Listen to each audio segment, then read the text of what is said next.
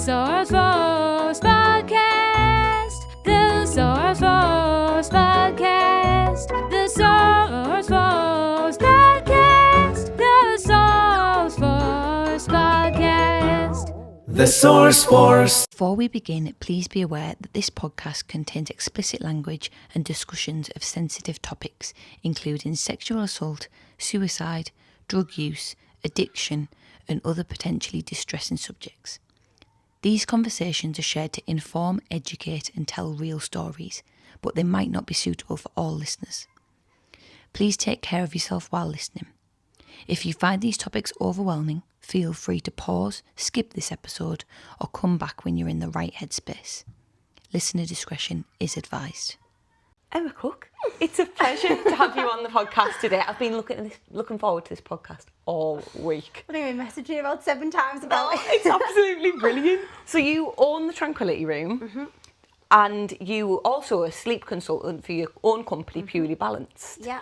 But where did it all begin for you? If you take us back to your younger years, what was life growing up like? Should we warn them? There's a sensory thing on this. I'll tell you what we do need to warn though, triggering. So Yes, triggering, just so trigger we're clear. Pretty much the whole podcast, by the way. The Tranquility Room's first. That came first. But my first ever thing of business was my parents have been into pubs and they've owned pubs my entire life. Yeah. So we used to go pub to pub, living in the backs of them, above them, things like that. Never really had like a fixed area.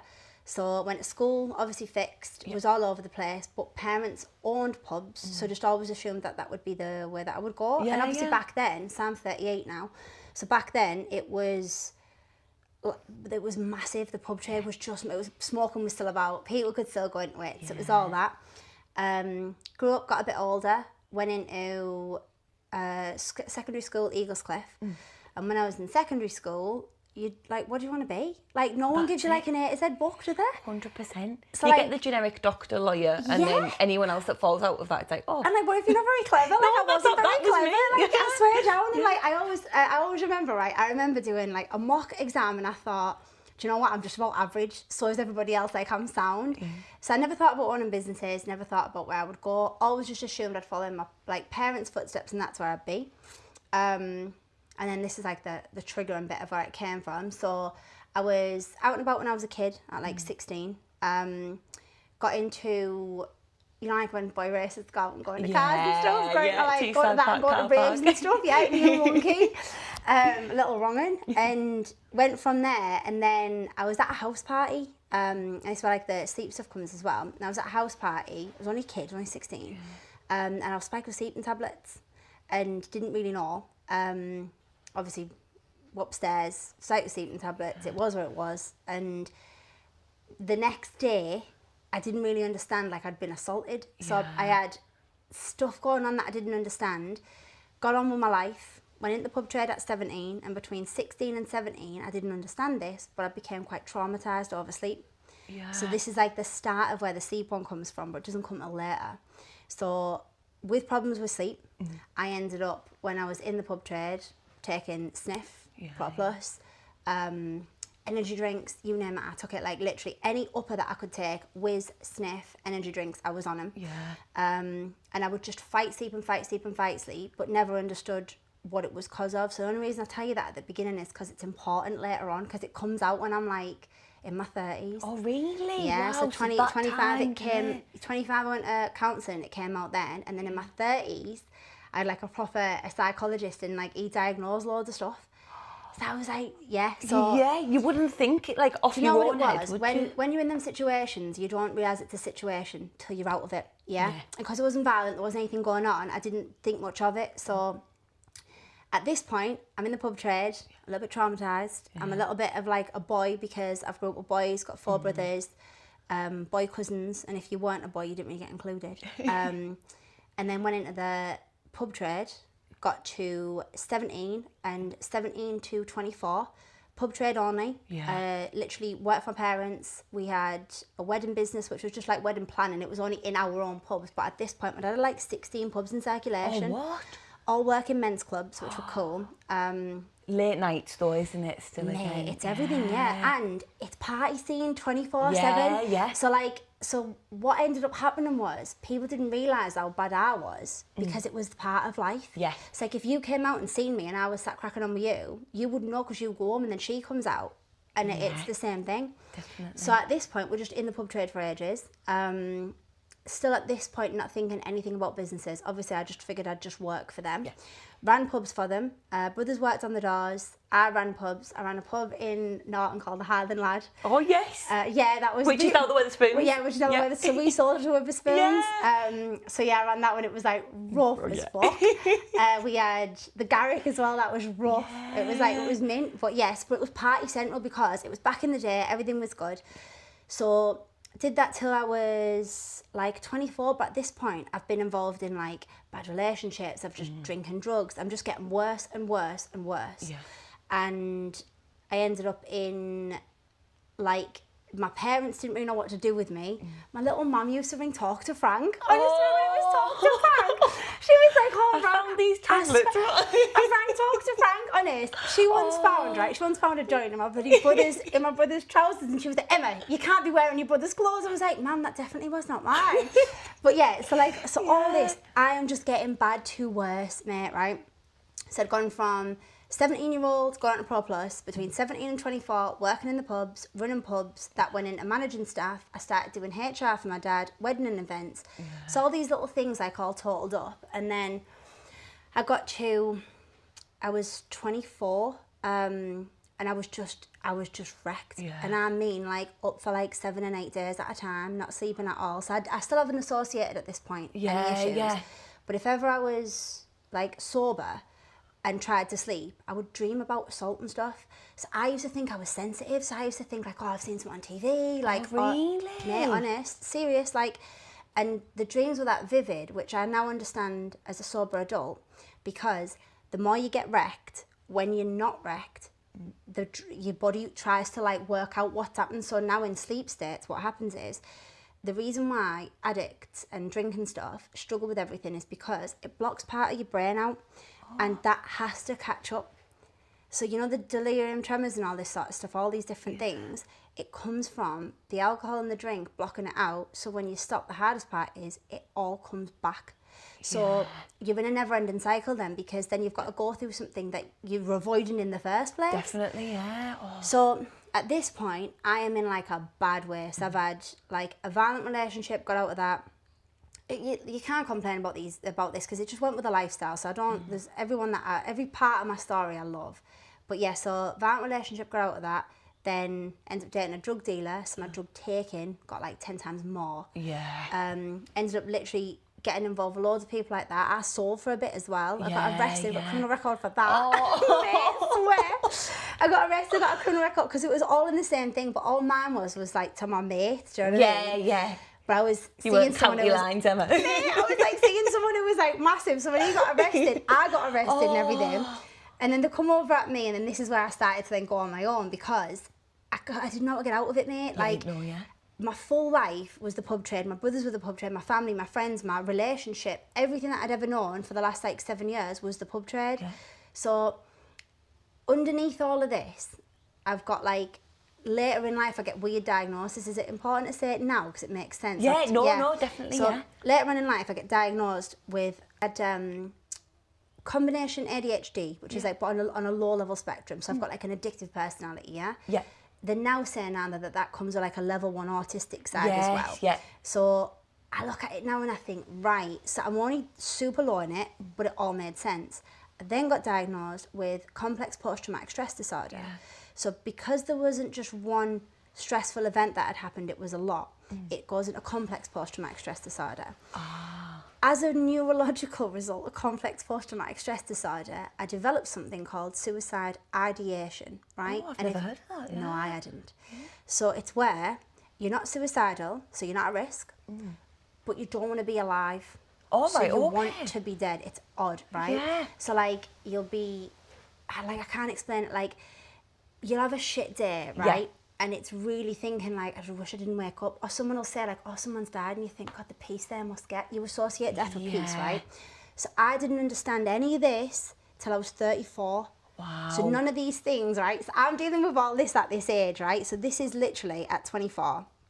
So I try and get sober, I physically can't, because the more that I try and get sober, the more that I have obviously issues going on, the more my dreaming got worse. I then started having these panic attack, night terrors. I'd dream just horrendously and everything, and I just didn't. Where do you go? No, totally. And where do you go when everyone around you is in the same? It's not like you can just get up one day, pack your bag, and work in an office. No, mate, this is it, right? Yeah. So at this point, right, I'm semi-thick because like I didn't really do very well in college. I didn't really do very well in school. I hadn't gone anywhere like in anything. Yeah. So I go over at the doctors to basically say, I don't know what's wrong with me. I'm definitely not depressed because I'm the happiest little ray of sunshine that you'll ever meet. But something's not right with me. But the minute that you say suicide, that's it. Depression tablets, sleeping tablets, this. So they start then pushing me towards tablets. And I was like, mate, I'm not medicating. I'm a fucking addict. Like, you put me on that and I have some other way to get over this. Like, that's me done, mate. Yeah. So I started saying this to the doctors. And when we were talking about it, they were like, the only thing we can do is offer you counselling. So took these like 6 free counselling sessions, and at this point my little mum's on the phone to talk to Frank. So talk to Frank, get you these counselling sessions as well, right? And I never forget it, and I swear down, I still to this day, I keep meaning to ask my mum actually who it was, but we ended up going to this like psychologist guy, well this counsellor guy, and he was a little bald guy, right? And it was probably the most unfriendly like counselling session I've ever had. Yeah, it was really weird. And he sits and talks about addictions and basically says in front of my mum, she's at a point of no return because there's points in addiction, and the worst point of addiction to deal with is someone that is aware of it, understands it, accepts it and is fine with it. Because I'm not denying it, I'm not lying about it. I used to stand and say, listen, I fucking love it. I'm not bothering you, and I make my own money. Like, what's everybody's problem? I was in a really weird place. So I got like private counselling through NHS. I had a couple of sessions of it, and one of the things that got uncovered was, so why can't you sleep? I was like, I dream about like assault. And he starts going, he's like, well, have you been? I was like, no, I've been in violent relationships, but like that's never happened to me. And then when we go into it, he starts asking me, and I was like, well, yeah, the first time was like, I was at a house party, and like, I took some sleeping tablets, and there was sleeping tablets in the drink, and like I was a bit like, but it wasn't like violent. And he was like, it's still assault. So now I realised that I was dealing with trauma in me that was coming from trauma that had happened to me that my brain didn't even know about. That is crazy, isn't it? So you know, like some people have something happen and then use everything against that, right? Yes. That was not me, but I was reacting to it. Yeah. So at this point, I'm in and around it all. My life is drinking drugs and partying and rock and roll and everything in the pubs and stuff, right? And my life was just class, really, to be fair. Some of my favourite days. Yeah. And I literally had to sober up from it.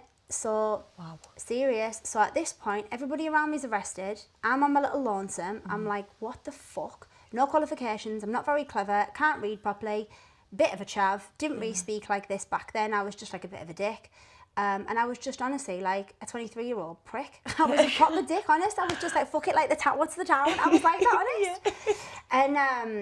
And I walked out, and I remember, and obviously I now understand like semi-ADHD parts. Yeah. I walked out and I remember thinking, so if I get wrecked to dilute that, like I'm actually not addicted to drinking drugs, like I'll just stop it. Yeah. Serious. So I walked in the Garrick, true this word, right? And if ever they watch this, Chisholm and Lee, and I walk in the Garrick and I sat with Chisholm and Lee, and I sat down and I was like, yeah, that's me done. And they were like, fuck off, because I was at the biggest, they used to call me Corrupting Cookie. Serious. We all had nicknames, and I was Corrupting Cookie. I've written a poem on it, because I write poems. I've written a poem on it. And Corrupting Cookie. And I was just like, no, like, that's me done. Like, I can't continue to do it. So the guy I was seeing was in jail at the time.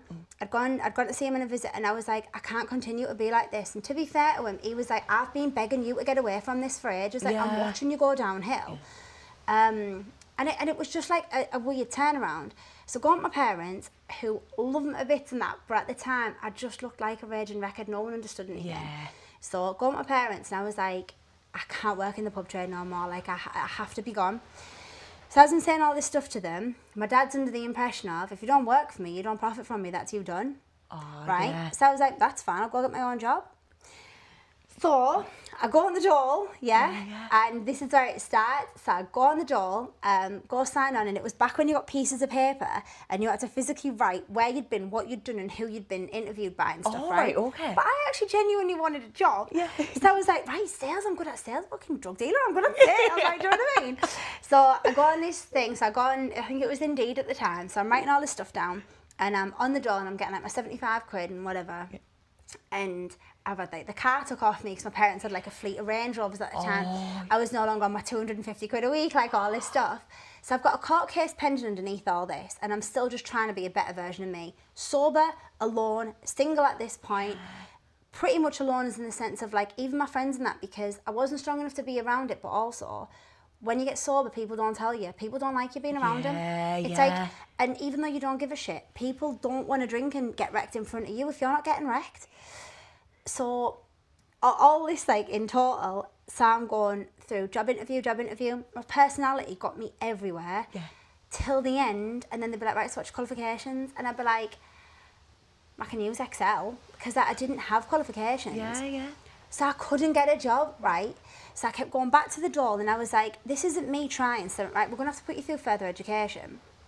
So they try and get me through further education in English. I think it was IT. Yeah. And you have to do something else.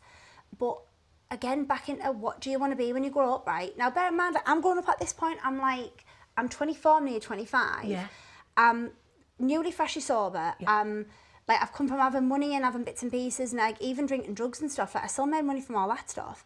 So I'm now on like 75 quid every couple of weeks. Like, it was just crazy. Yeah. So they give me an option of these different classes and courses, and one of them was holistics, right? And I was like, do you know what? Swear down, I thought, fucking cop out. Yeah, I'll do that. I still get paid off the dole, like, cop out.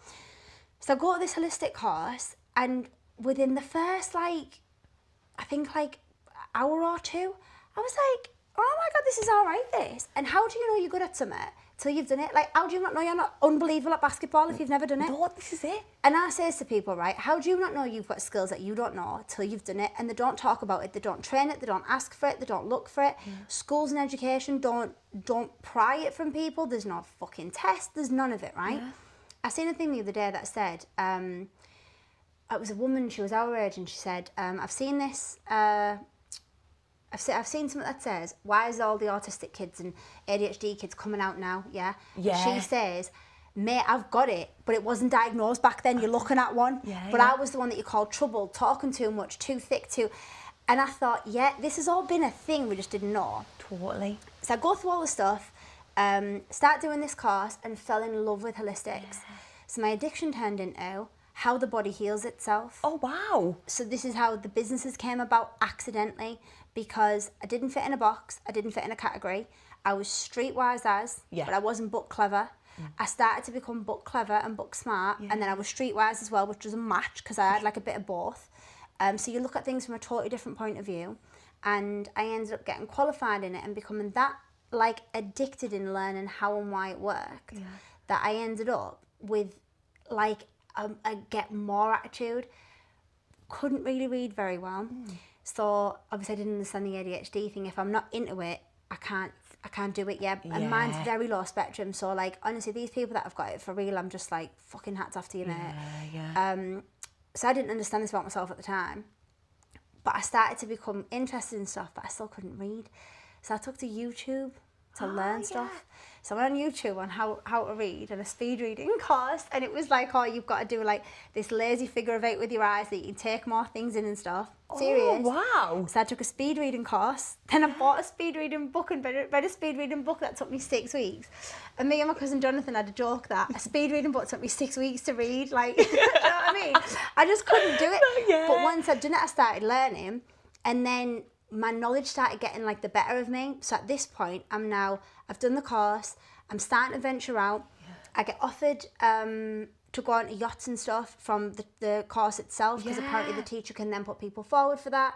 My dad was like, you're not going on yachts, that's only escorts work on yachts. I was like, so what do you want me to do then? And he was like, right, I'll tell you what you're going to do, because I was saying, like, I've got no money coming in. So my dad was like, I'll tell you what you're going to do, you're going to try and do a HR course for me. That way you can be involved in the pubs, but you don't have to be in the pubs.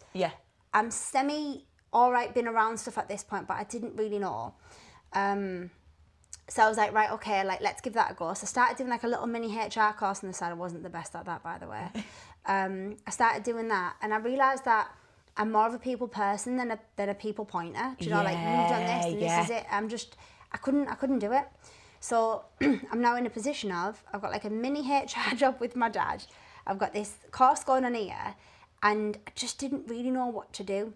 So I started doing like little £5 things on the side for my friend Georgia in her salon and stuff. And she was like, look, why don't you come along and like rent this room or do this thing and do it in the back? So I started doing it on the side. Rented a room for 25 quid and I was £12.50 a massage. For reference, I'm £80 now. So £12.50 a massage. And it kind of started to develop from there.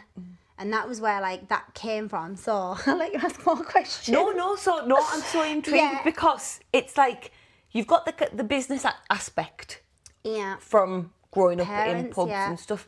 How did it kind of go into, all right, I'm not renting a room anymore, I'm just taking the leap? So it kind of didn't. I didn't have an option. I just didn't have another option. Yeah. So I still can't get a job at this point. Bear in mind, never did I think like, oh, I'm going to end up being a holistic therapist and run a salon and go offshore and start speaking. And like, it was never a thing. So I did it for money, purely for money, because I wasn't making enough money and I didn't have enough money to support like my life. Because by the time you factored in a car and then even getting the bus and that back then, it was all just expensive. So I was getting dole money. I'm pretty sure it was £72.50. I could be wrong there, like every 2 weeks or something. Oh, every 2 weeks? Yeah, it wasn't like I'm sure it was every 2 weeks or 10 days or something. Yeah. So you've gone from like £250 to £250 a week. Yeah, that was off my dad. Like I was getting drug dealing money as well, so I was getting like 500 and 600 quid off that, and then £1,000 off that. So like I'd gone from loads of money, but I was a bit of a dick with my money because what I used to do was I used to help people. So I did my friend's house out one day. I got my friends who was misters had like fucked them off with the kids. I got the kids presents and stuff. Like that was the vibe that I was. Yeah. But I understand now that's who I am. Yeah. Do you know what I mean? No matter what circle you put me in, it's just who I am. I just can't help. I love love. I love caring. Like I literally am like sunshine in human form. I hate it about myself, man. Like, I can't not be it. So it was just like that for ages. So then when all was said and done, I just enjoyed my little life, you know. Yeah. So at this point, I'm on the door. So I'm doing bits and pieces privately. My dad was giving me like 80 quid a week as well, like just cash in hand on the side for doing his HR stuff. And I started doing these like little mini things. So Georgia offers me and says, look, why don't you rent a room? I literally was like, and start where? Like, where do you get clients from? What do you do? Like, where am I at? And I used to say to her, I also don't believe in what people believe in, because I quite firmly believe that the body shows stuff, because I came quite intrigued in, if I have women on the bed, so I've always been women only, because of what's gone on, it was always women only. So, and I'm friendly, I cannot be friendly, so... People might get the wrong impression. Mate, they do, I can't help it. So instead of putting myself in a situation, just take myself out of it, do you know what I mean? Like, it's one of them things. So when I worked offshore, I wore wedding rings and said I was a lesbian, because I was like, I can't help being friendly in the corridors, and it's not their fault. Like, let's just take that onus on me, and like, let's just take that out of the equation. So lesbian, brilliant. Wedding rings, honest, I bet they like that more. I swear down, this is it. Anyone that's seen me that's worked offshore was just like, one of them had said to me like, I thought you were a lesbian. I was like, no, I'm just not me. It's just easier. So yeah, so brilliant. It got on like that, and then I'd rented this room, and I spoke to the girl that owned the place. It was Lux at the time. I spoke to her, and I was like, look, I don't know what I can do. So she said, well, I'll tell you what, give me massages, and then you can have the room, and then we'll work from there. Then anything you do is a profit. Yeah. And I look back at pictures now, right? And I built a similar vibe to the Tranquility that is now then. Like, I hung things from the walls. I was all about like textures and tones and safe spaces. So I became very fascinated in why, if I massage you, is the back of you different to the back of me? I understand we've got different jobs, right? Yeah. But there was also similarities in people. Now at this point, I'm head over heels for holistics, for how life is, how it works, what goes on. And I'm reading, right? And every now and then that someone recommends a book, I read a book. So I'm also going through holistic training. I've done it. I'm now doing further stuff. So I'm doing like reflexology, Reiki. I'm doing like Thai massage things. Any little mini qualification that I can get, I'm learning, because I've done a diploma underneath it in anatomy and physiology. Everything else I was allowed to do instantly. So... yeah, so like I could go now and do like a sports therapy because I've got anatomy and physiology as a diploma, and it's VT, CT, so it's well recognised. So I'm doing like all mini courses. So I'm making like a little bit of money doing mini courses. And I said to the dole, I said like, look, I'm going to continue doing this, but I'm going to do that. And there was like a mix of, you can't. Oh, really? Because you've got to still look for a job, otherwise we can't give you any money. Yeah.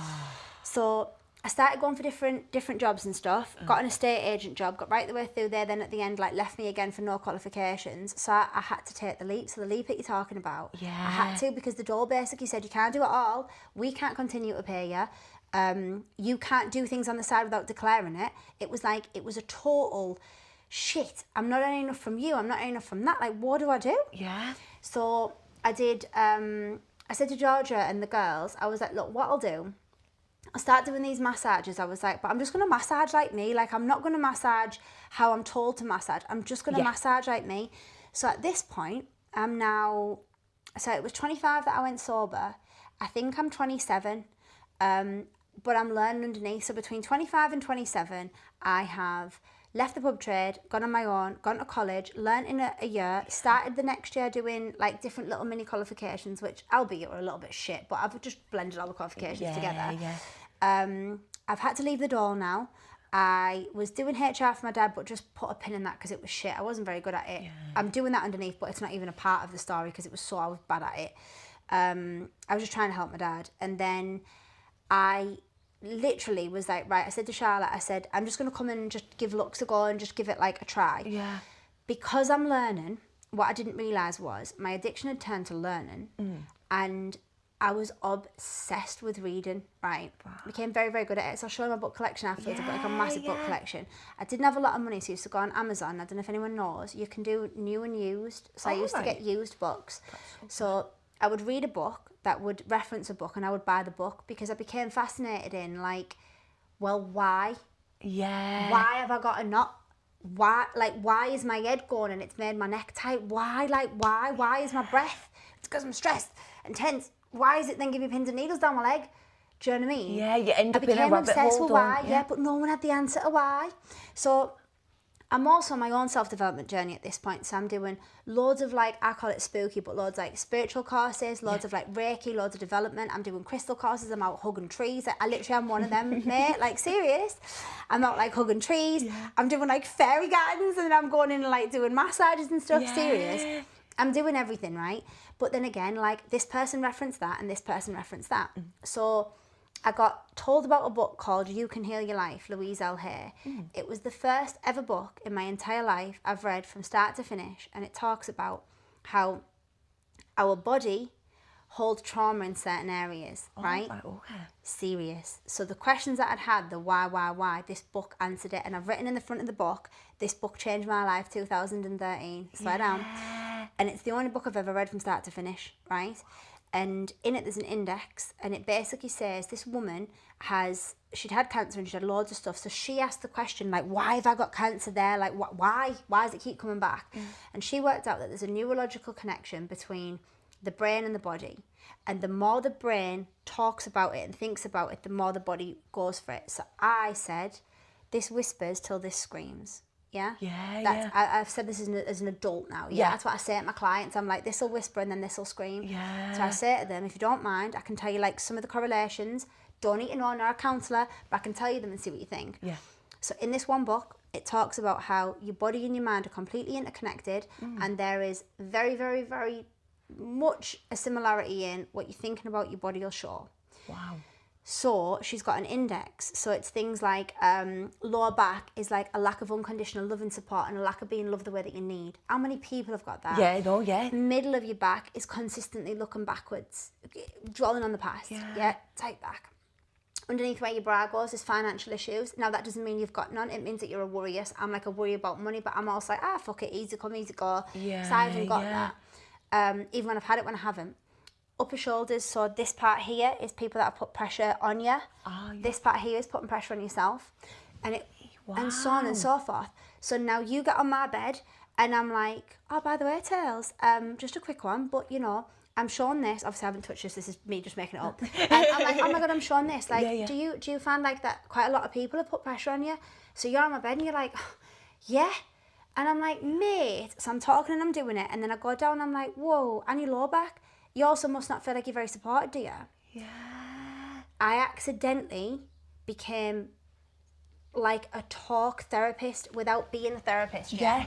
So, as this goes on, people started becoming obsessed with it, right? Because you come in, you kick your clothes off, you get on the bed, and it was literally like, oh my God, my mate said just like get on the bed and that's it, done. Yeah, yeah. And what I would do, I'd get them down to the knickers, put a towel over them, I'd massage from the bottom to the top. Yeah.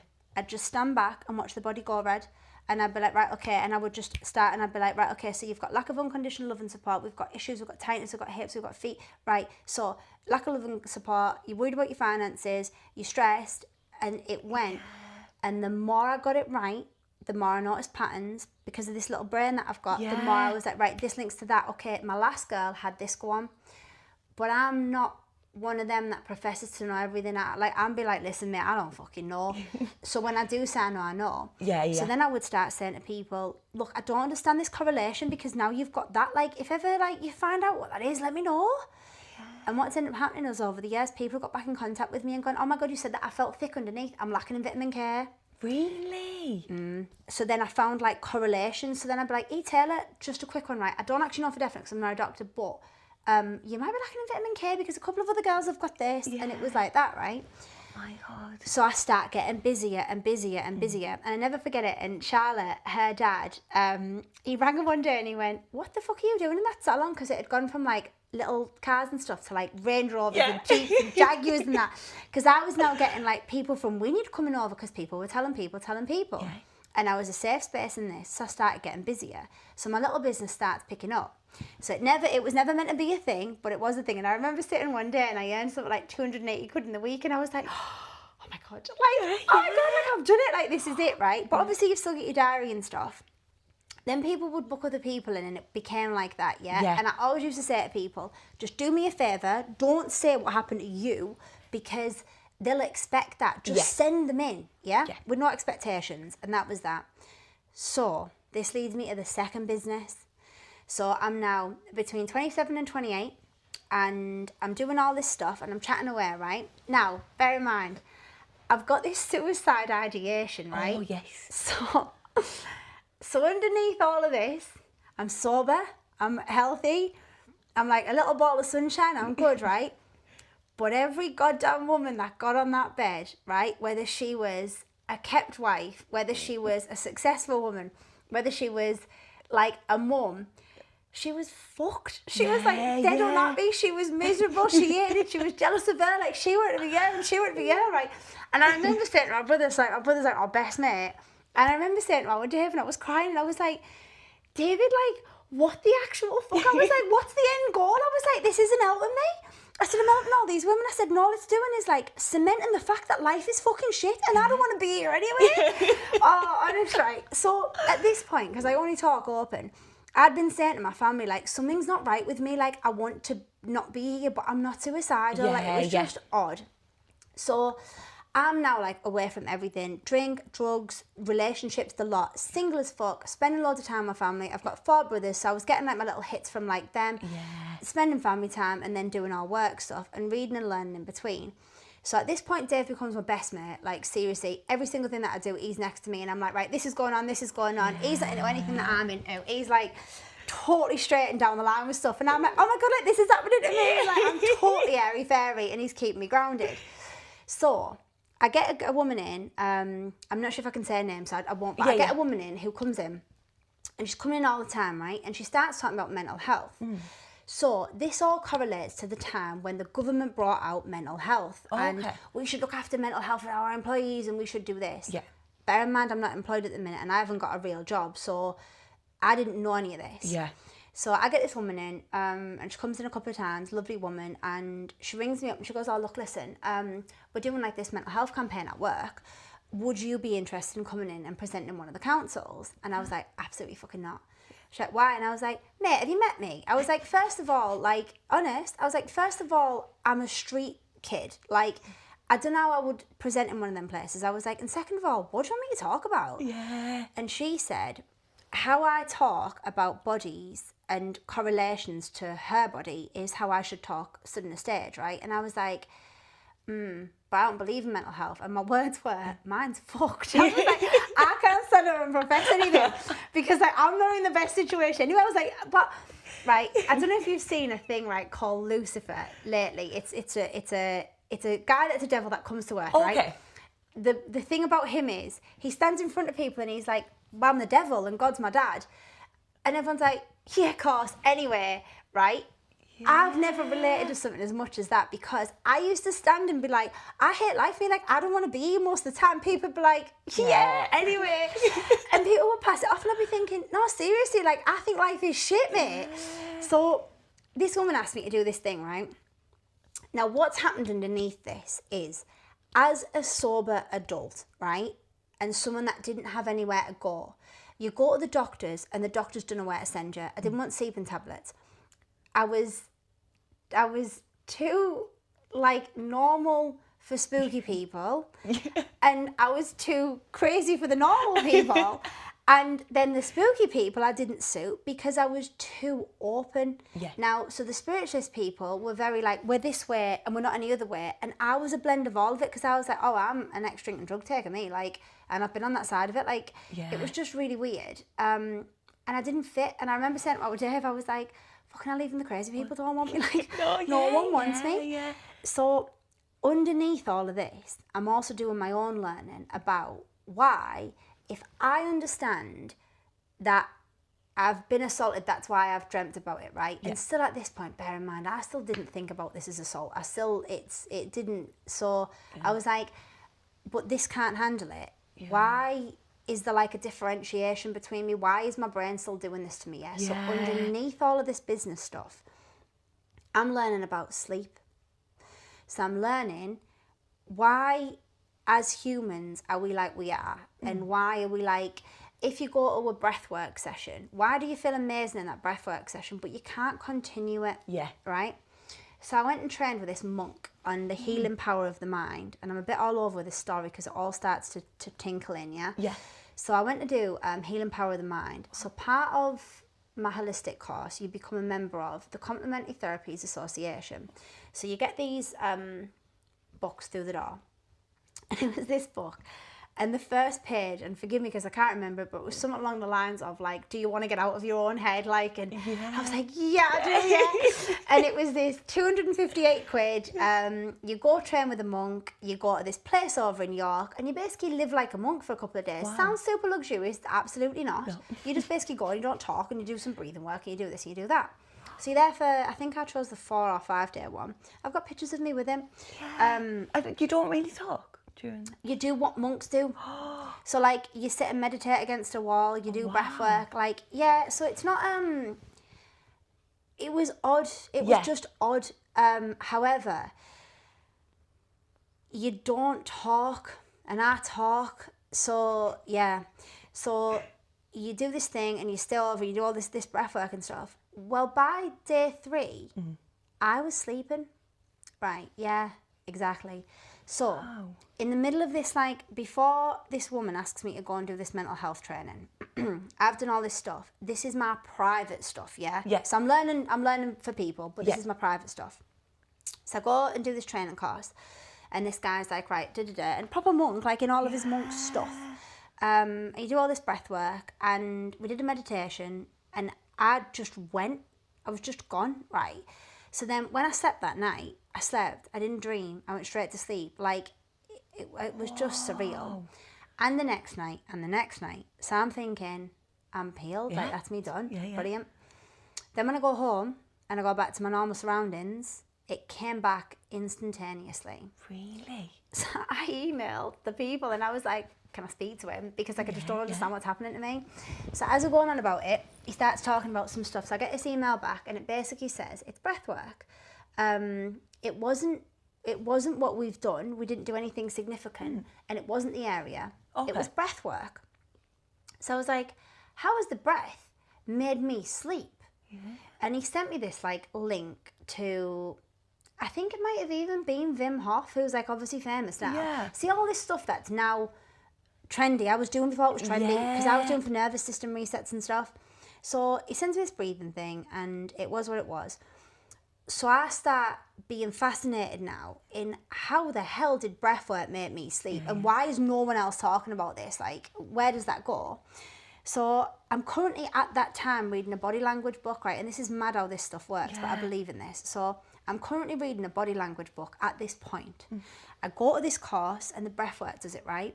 As I'm reading the body language book, in the body language book, independent of this, the body language book says something called power poses. Okay. How do you sit? Because if you sit like this, it creates like an anxiety. And it tells the body in our subconscious mind, like hunter-gatherer mind, that we need to be fearful. Now, you might not be fearful, but if I'm sitting like this, or if I sat this full podcast like this, you'd start being funny because you'd be thinking, what the hell is up with her? Like, she's, So this is telling the body to be fearful, right? But this isn't. And I keep adjusting myself. And when I talk, I feel myself close up again, right? And it's mad. When you've said it, you'll notice it. Yeah. So independent of what I've learned here, I'm reading this book. So then I thought, right, okay, breath work is that, and I understand that. But then in a night, how do you sleep? Yeah, totally. Like this, right? Or like this. Yeah. So I used to sleep like this, in like a little, like in a fetus position, right? That's me. So I was like, hang on a minute. So if I do that, and it prevents my lungs from breathing, which it does, and breath is what's made me sleep, I wonder if it's because when we slept in the monk place, because it's just on a floor on a like a futon thing. Yeah. I thought, I wonder if it's because you had to like lay and breathe into your breath, and I thought, I wonder if it's the position. Yeah. So I started changing all these little things about me. So I'm doing these little things and I start bringing in some of my knowledge. So I'm thinking, right, okay, so neurologically this, hunter-gatherer-wise this. And I'm like collaborating all this stuff. So at this, I'm also saying to the girls that I've got in, like, oh, do you have any issues with like sleeping that? Because I know a couple of tips. Yeah. So this woman comes in and asks me to go present in a council. And I said, I wouldn't dare do anything about mental health because I think it's full of shit. Yeah. I think we've all got mental health. And at the time, again, I don't know if anyone can remember this, it was when they were doing mindfulness. Oh. And mindfulness was like, put a raisin in your mouth and put it around your mouth and feel the raisin, right? Which I'm all for. Yeah. Because it does bring your senses inside, right? But then, like, if I'm having a shit day, fuck that raisin. Do you know what I mean? Like, absolutely, fuck off. It's not going to work. And if I'm going home, or like in real standards, like you're going home and your mister isn't getting on with you and your kids are doing your fucking head in and like all this stuff, what is that raisin going to do? It's not going to do nothing. So I start looking into, like, that isn't going to work. And that's what I said. I was like, I don't believe in a lot of the mental health training. I said, I do believe that mental health's a thing. And I do believe that there's ways and means to go about it. However, I also believe that we're telling people that you've got to be in this. So when that person doesn't fit that, it's not going to work for them. Yeah. So at this point, my reference to that was, I was currently, at that point, going into psychic development stuff where you go and sit and you do meditation to do all tuning stuff and Reiki healing and all this. Okay. This is, again, all privately. So these are running in conjunction to each other, but separately. So that's what I'm doing in my private world, right? So I'm sat in a circle, and everyone in this circle is like, oh, and, you know, bring the blue cloak in of protection and wipe it off. And I'm thinking, not doing anything to me. Yeah. And it just wasn't working. Yeah. So then I felt like a dick because I now didn't fit with them neither. So the people that, like, so then I said this to this woman and I was like, mate, listen, that's just happened to me. Like, this has been said that you need to do this. And that didn't work for me. So now instantly I'm thinking, well, now what? I'm already odd. There's a stress. I said, if you're telling these people to go home and like bring their attention and but they're actually emotionally upset, all of a sudden they're going to think, if that doesn't work, I don't dare say anything out loud, because the norm is everybody was like, oh my God, this is amazing. Yeah. Yeah. So I'm all for mental health. I'm actually mental health trained as well. And I'm a mental health first aider. I'm all for it, right? And it's a lot better now than it ever was. But I'm talking when I was 28. Yeah. So I'm 38 now. It's 10 years ago. So it was all about mindfulness and this and that, right? So I actually said to this lady, I went, listen, I don't believe in mental health. I went, and I believe she's fucked and he's fucked and he's fucked, and I believe that they all hate their life. I went, and I don't mean that in a derogative way. I went, but I get literally between, so it was like 12 and that people in at a time. I was like, I'm getting all these girls in from all these different areas and all these different walks of life. And the fundamental is we all want what's over there. The grass is always greener. We all don't like what we've got until we haven't got it. And part of your problems in, like, it's one of them, right? Yeah. I said, and we're all jealous of everybody else. This is before social media was a thing. It's before platforms were. It's before influencers were. I said, we're all jealous of everyone else. I said, and like, you're then going to stand and say to people that you've got all this stuff going on. Then what? Like, what if they're still not happy? So she was like, I know, but I just love how you speak. And I was like, well, I'll tell you what then. I teach them how to sleep. Yeah. That's how it came about. And this is where the second business comes about. So she went to me, yeah, serious. So she went to me, she goes, what do you mean you teach them how to sleep?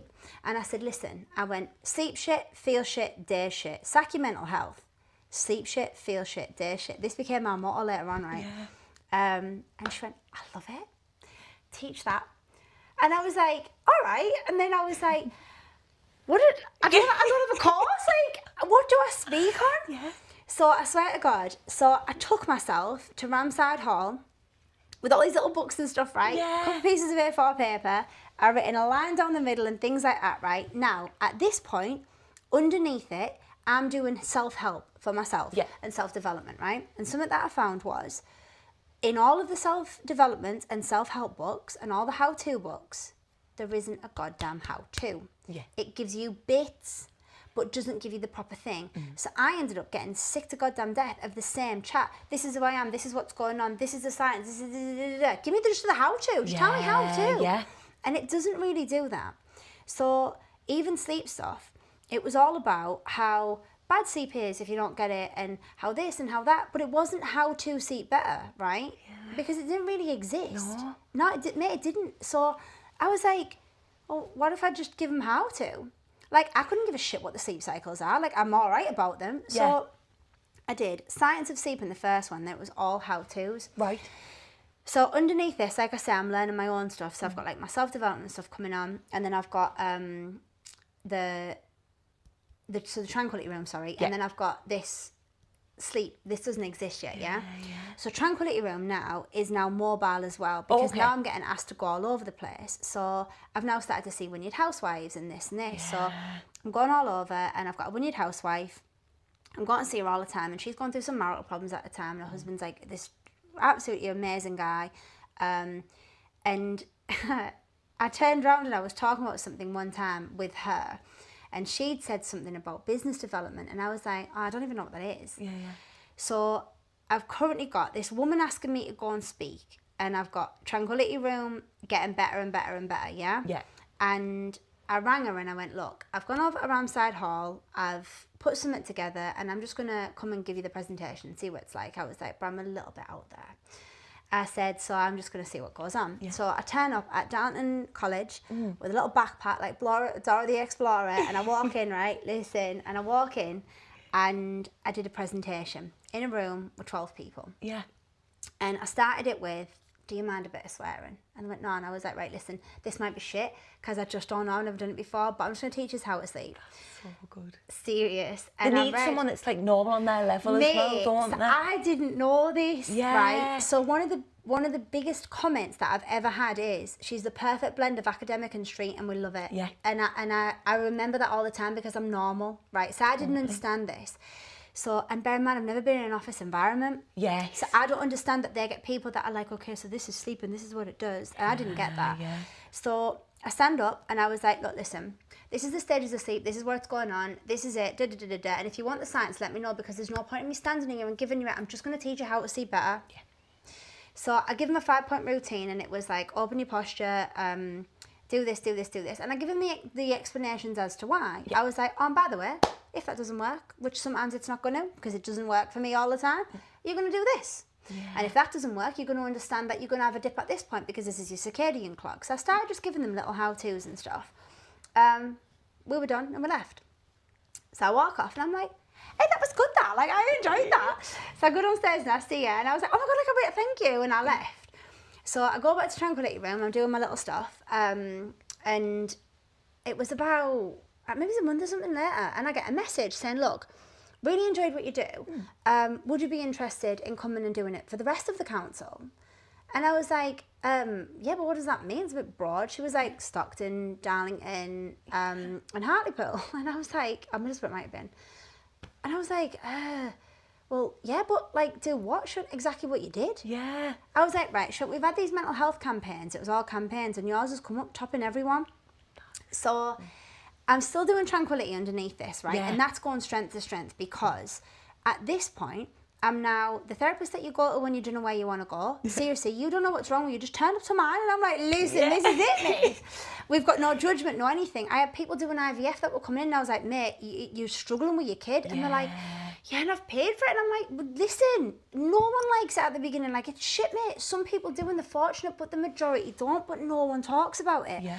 So I've got this, like, common factor of, I can tell people without telling people, you think she's got it good and she thinks you've got it good, mate. Like, listen, I've got, like, wicked people coming in that don't have to do a thing and they can't stand the life. I've got people that are struggling with businesses, and, like, so I'm doing all this underneath. Did you ever, like, struggle with taking on the responsibility of everyone else's? Not the responsibility. It made me not want to be a more, because what's the end goal?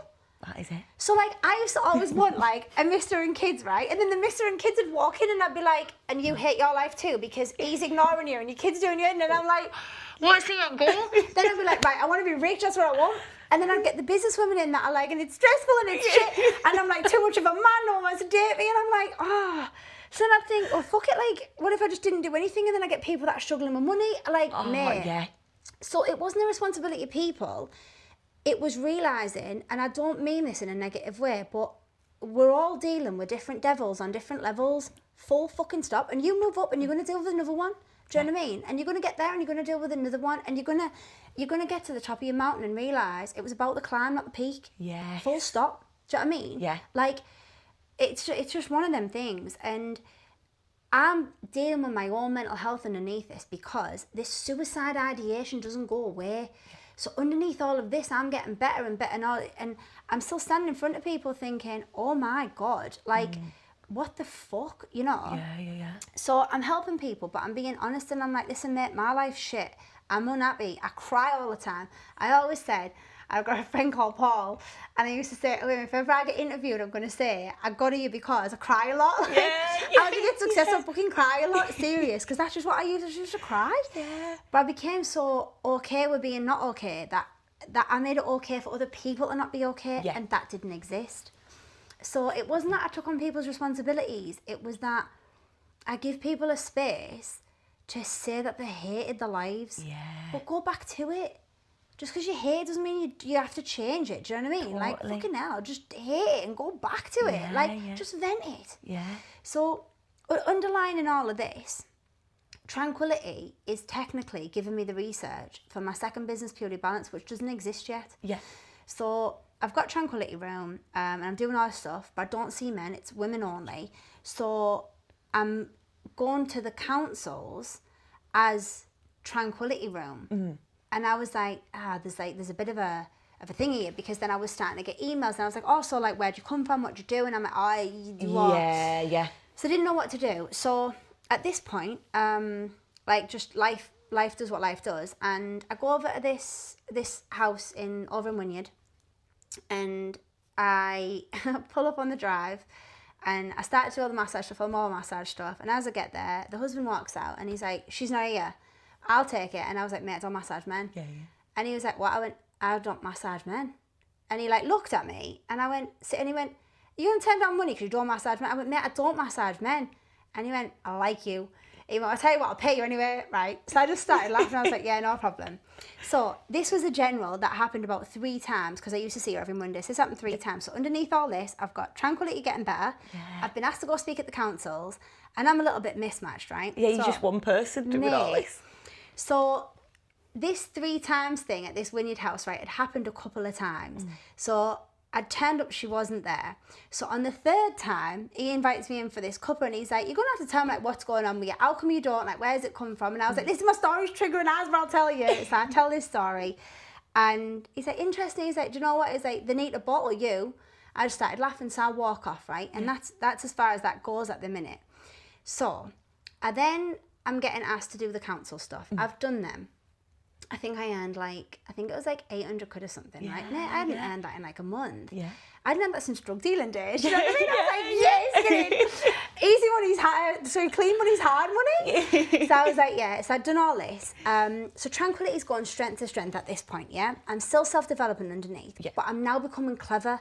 So I'm now becoming like really clever. I can read really quick. I started reading neuroscience books. I started reading quantum mechanic things. I became fascinated in my private life. Wow. So at this point, 28-year-old, the woman from the council rings me and goes, listen, I don't know where you've done your public speaking. And I was like, I haven't. She was like, you've never done public speaking? I said, no. She was like, how do you stand up and do it? And I laughed and I went, because I've had a lifetime of people not wanting to listen to me. The fact that they do is good enough for me. Like, I literally had a curfew in my house. So my dad used to say to me, you're too happy in the morning, speak to me after 8 o'clock. After 8 o'clock you can speak to me, but you're too happy. So like, I grew up with getting ignored, do you know what I mean? I'm not on a beautiful scale, but like, So standing in front of people that listen, I'm like, listen, and I can't help myself, I get better and better and better. So she then rings and says, look, I work for another thing called CIPD.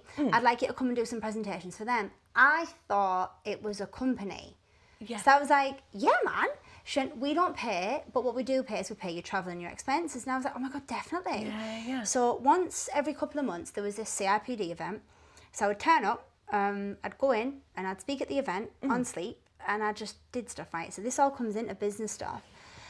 So I would stand on this like thing in front of people, like literally maximum would be 50. Yeah. Minimum would be 15, right? All usually women, right? I later find out CIPD is HR. So CIPD is the Chartered Institution of Personal Development or Professional Development. And that is the awarding body for HR. Okay. Right? Now, I've done the HR stuff underneath, but I didn't go through with it. Otherwise, I would have known this. Oh, yeah. Yeah. So I go to these sessions for HR, for CIPD, thinking it's a company. Yeah. So I'm standing up and I'm presenting this stuff on sleep, right? And basically what they did was they would have these meetings and then they would bring a speaker on to fluff up the meetings. Right. What I've later found out is the meetings were, as a HR representative, you have to know the laws and legislation coming. Okay. So part of your continual professional development is you turn up to these things, they give you and you do your learning, and then they bring a speaker on. Yeah. Let's make it a bit friendly. Yeah, we'll bring a speaker on. We'll give you some food and some biscuits and whatever. So you're the speaker. So I start doing this sleep stuff, and I'm stood in front of everyone, and I'm like, oh, you know, this is why it's important. And I'm getting these questions that are like, so why should we be interested in like our employees stuff? And I'm thinking, all right, I don't know. Like, I was like, well, because sleep shit, feel shit, day shit. Yeah. Fucking mindfulness. Yeah. And they're like, and they're writing it down. And I'm thinking, that's not really notes. I didn't know. Everybody sat in front of me is a HR representative of a different business. Wow. Mate. So I didn't sell a product. I solved a problem. Yeah. And I used to stand, and I got even questions like, well, like, why would we do this with you? And I'm thinking, you just sat in the session? Like, how bold is that? And I'm like, well, why not? Just go away and try it, and if you like it, it'll work. So they thought that you were selling to them? Mate, well, that's what people did. I wasn't. Yeah. So they're used to people stood in front of them, because some of these, bear in mind, the companies I've worked for, Hitachi, Rail, Nestle, I did Capita, Mate, Tesco's, I did, what was another massive one? Amazon. Listen, oil and gas, so we've got like Repsol, Total, Apache. I've written the step and change set, but at this point, right, none of this had, like, these are the people that are sat in these rooms. Yeah. So I've got Tranquility room underneath where I'm literally just doing what I'm doing, and I've got like, I've just got that going on. I've got my own knowledge underneath it. Yeah. I'm standing on these stages, I'm loving it, I'm helping people, I'm in like the little element, and it was just the best.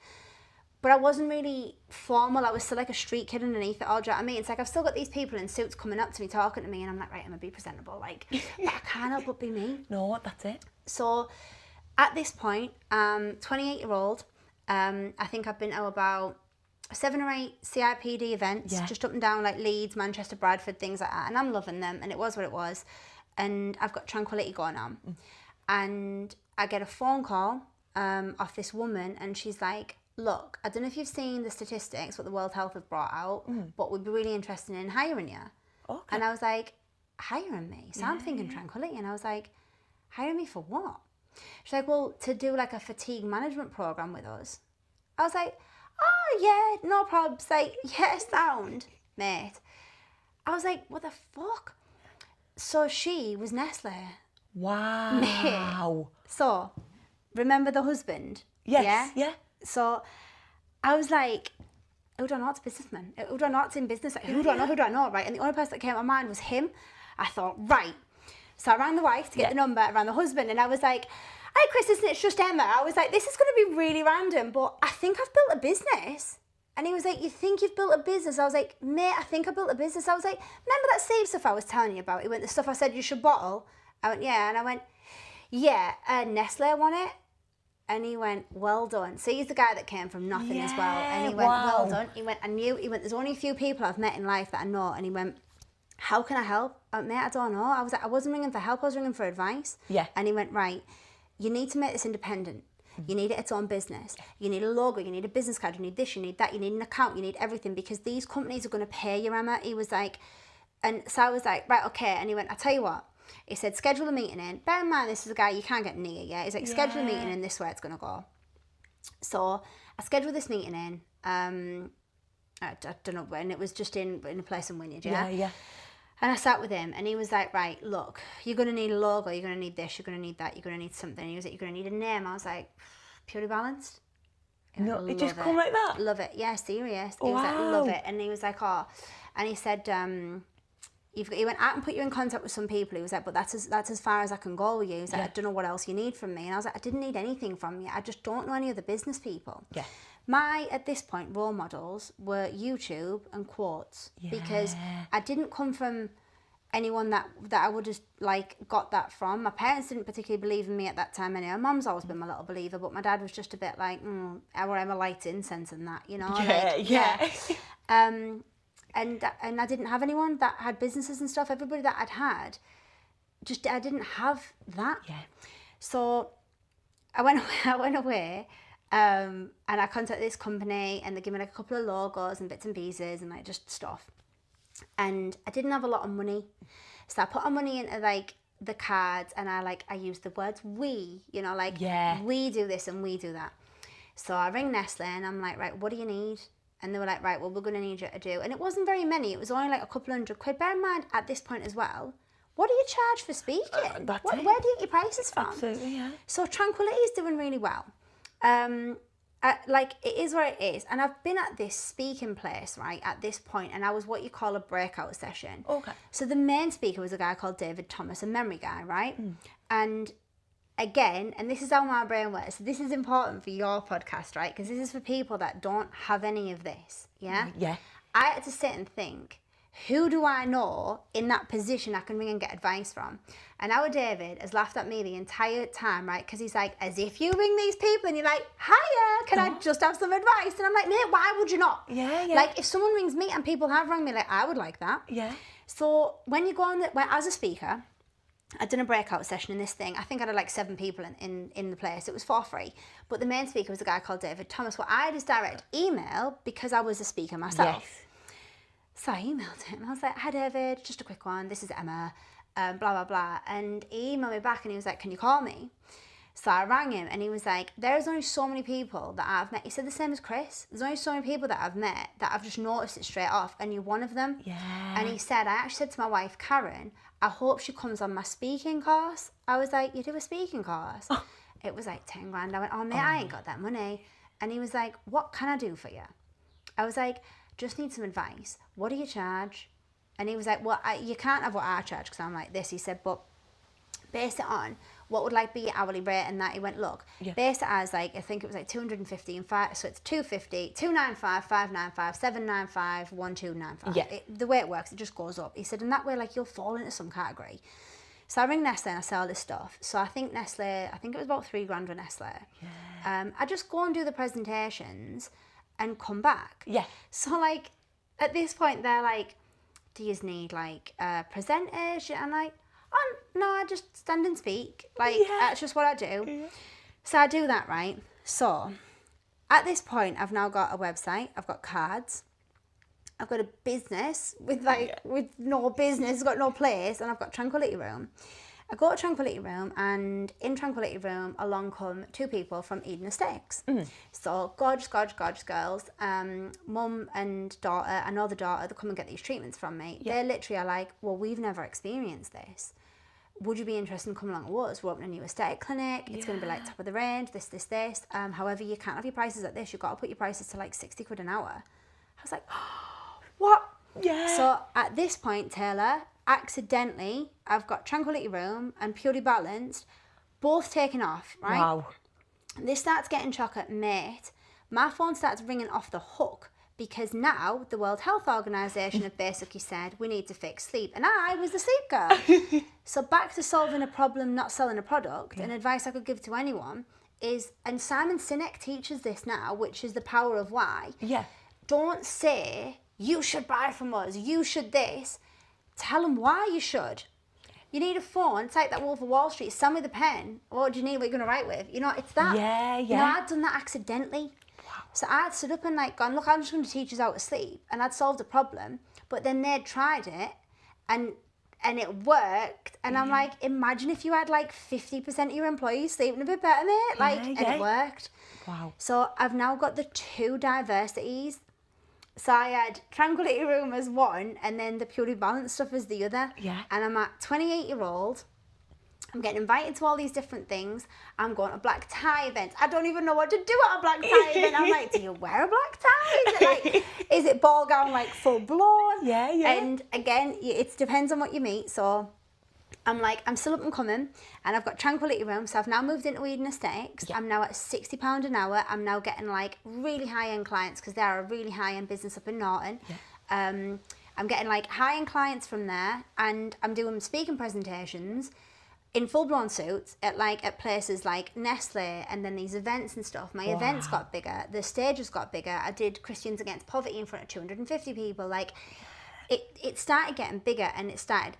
And I'm now speaking to David Thomas, the speaker, who's like, right, I'm going to put you in some places as well. Yeah. And he was like, look, Karen and I would like to invite you to do my speaking course for free. And what I would just say is, when you get here, just mention me at some points. I was like, yeah, man. Yeah. So I think I had about £1,000 at the time. I was like, look, I can give you £1,000. And I did, and I give him that. Yeah. And it's, I mean, he's now proper. But yeah. So I go to do this speaking course at his. And he says the same. I'm in the middle of standing doing all these presentations, and he's like, where did you get your media training from? And I'm like, mate, someone else said that to me. Yeah. I haven't. I was like, it's just because people don't listen to me, and now people are. He went, the only thing I'm going to stop, apparently I used to rock, you know, I move. Oh, yeah. I used to rock, bear in mind, all this ADHD stuff I don't know at this time. Ah, yes. So I used to stand, and I used to like rock side to side, just on my feet, just bounce on my feet. Yeah. And it had been noticed about me over the time, but I just never thought anything about it. No. So he says you need to stop rocking. And there was a couple of things when he's like, when you paused, like just pause and just take a breath and then remember what you're saying. You know, like the little things like that. Yeah. So basically, the course that I needed, I didn't really need, because he was like, to be fair, I'm like, you're actually doing a lot of these quite well. Yeah. So I started telling him the people that I'm in for and what I'm actually doing. And again, there was another one, and he said it himself since. I've lost contact with them now, but like back then. Yeah. And he said it himself. He didn't think I would have got anywhere with the sleep stuff, right? Same as what my dad used to say about it as well. No one believed in it. Yeah. Serious, mate. Listen, I never planned on it, but yeah. So everyone was like, you're just not going to get very far doing this shit. So I've got these things going on, and 28, got the Tranquility Room up and coming, Purely Balanced, bits and pieces. I go to one of the speaking events over at Leeds, and I've now learned to keep some time afterwards because you get interviewed, or people want to talk to you, or people are just friendly, yeah? So I always keep some time. So this woman toddles over at me in Leeds, and she's like, oh, are you busy after this? I'm like, oh no, I've got like loads of time, what are you thinking? She was like, oh, my husband's been let down. Is there any chance you could go over another place and go do some speaking? I was like, mate, yeah, where? She's like, oh, it's for IOSH. I was like, I don't care what it's for, yeah, no problem. Yeah. So I'm used to, at this point, speaking in front of like a little like HR people, predominantly women. Yeah. So I can't remember if it was the same day or the next day. It was very close, whatever it was, yeah? So I end up stood at an IOSH meeting. So IOSH is the Institution Occupational Safety and Health, which is health and safety. Yeah. So I walk into this room, I'm not lying, of about 100 men, ranging between 40 and 60 odd, right? All in suits, all like no frills, no fun. Yeah. And I walk in right now. At this point, I'm known as the girl that takes her shoes off because I can't. It's obviously, I'm now understood it's an anxiety tactile thing, but I don't like my shoes on. Yeah. Right? So I always used to take my shoes off. So I walk in and I like walked up and I was like, I've heard you're missing a speaker. I was like, I don't know what you are expecting, and I'm not too sure what IOSH is. I know it's health and safety something. I was like, so like, this might be a bit airy-fairy for you. So I was like, but I'm just going to teach you how to sleep. Yeah. So if you want to undo your ties and kick your shoes off, like, I'm just going to take my shoes off. So like, we'll just go from there. Yeah. So I start chatting away, just as I do. And I'm like, look, listen, anyone can say a lot of bullshit. I'm just going to show you what I do. Yeah. So I give them my 5-point switch off routine. And I was like, right, just sit, open your posture. And I start telling them, I'm like, right, do some breathing, do this, do that. And I'm like, right. And then afterwards, so I count, like, you do 2 minutes. Because again, neurologically, I found out if you close your eyes for 2 minutes and do some breath work with your body open, what happens is the closing of your eyes actually signals the brain to bring in melatonin, which is your sleep hormone. So as you're closing your eyes, it does that. So it started to now tell my brain to bring in the sleep hormone. So I've now opened my posture. So that now tells my brain, do you know what? I'm relaxed. Yeah. So you start doing the breath. It starts to change it and change your nervous system. Yeah. Wow. So I start doing it and I'm like, right, okay. And I'm like, right, we're going to do this. And then I go, yep, 3, 2, 1, open your eyes. And everyone's like, and I go, see that? Imagine doing that for 10 minutes in your own bed. If I can make you switch off in a room full of your pals, sat up in uncomfy chairs and uncomfy suits, imagine what you can do when you go home. Yeah. Sleep routine, yeah? That is brilliant. Mate, so accidentally I got these people like breathing and doing breath work and meditation, which was just like airy-fairy at the time, you know? Yeah. So because I didn't call it meditation, which quite often it got called that in the mental health world. Yeah. I was like, oh, it's a switch off routine. Yeah. So, because I didn't believe in meditation either, because it didn't really work for me, because again, I didn't understand you can have busy meditations, so I didn't get this. Yeah. So I started saying all this stuff, and that was that. So get chatting to everybody afterwards, everybody sorts business cards. That was very much more formal than the other ones. Everyone sorts business cards and stuff. And this is where along came like Capita, and Capita was from HR. This was where the haulage stuff came from. Oh, okay. So Tesco's, Hitachi, these kind of things. Yeah.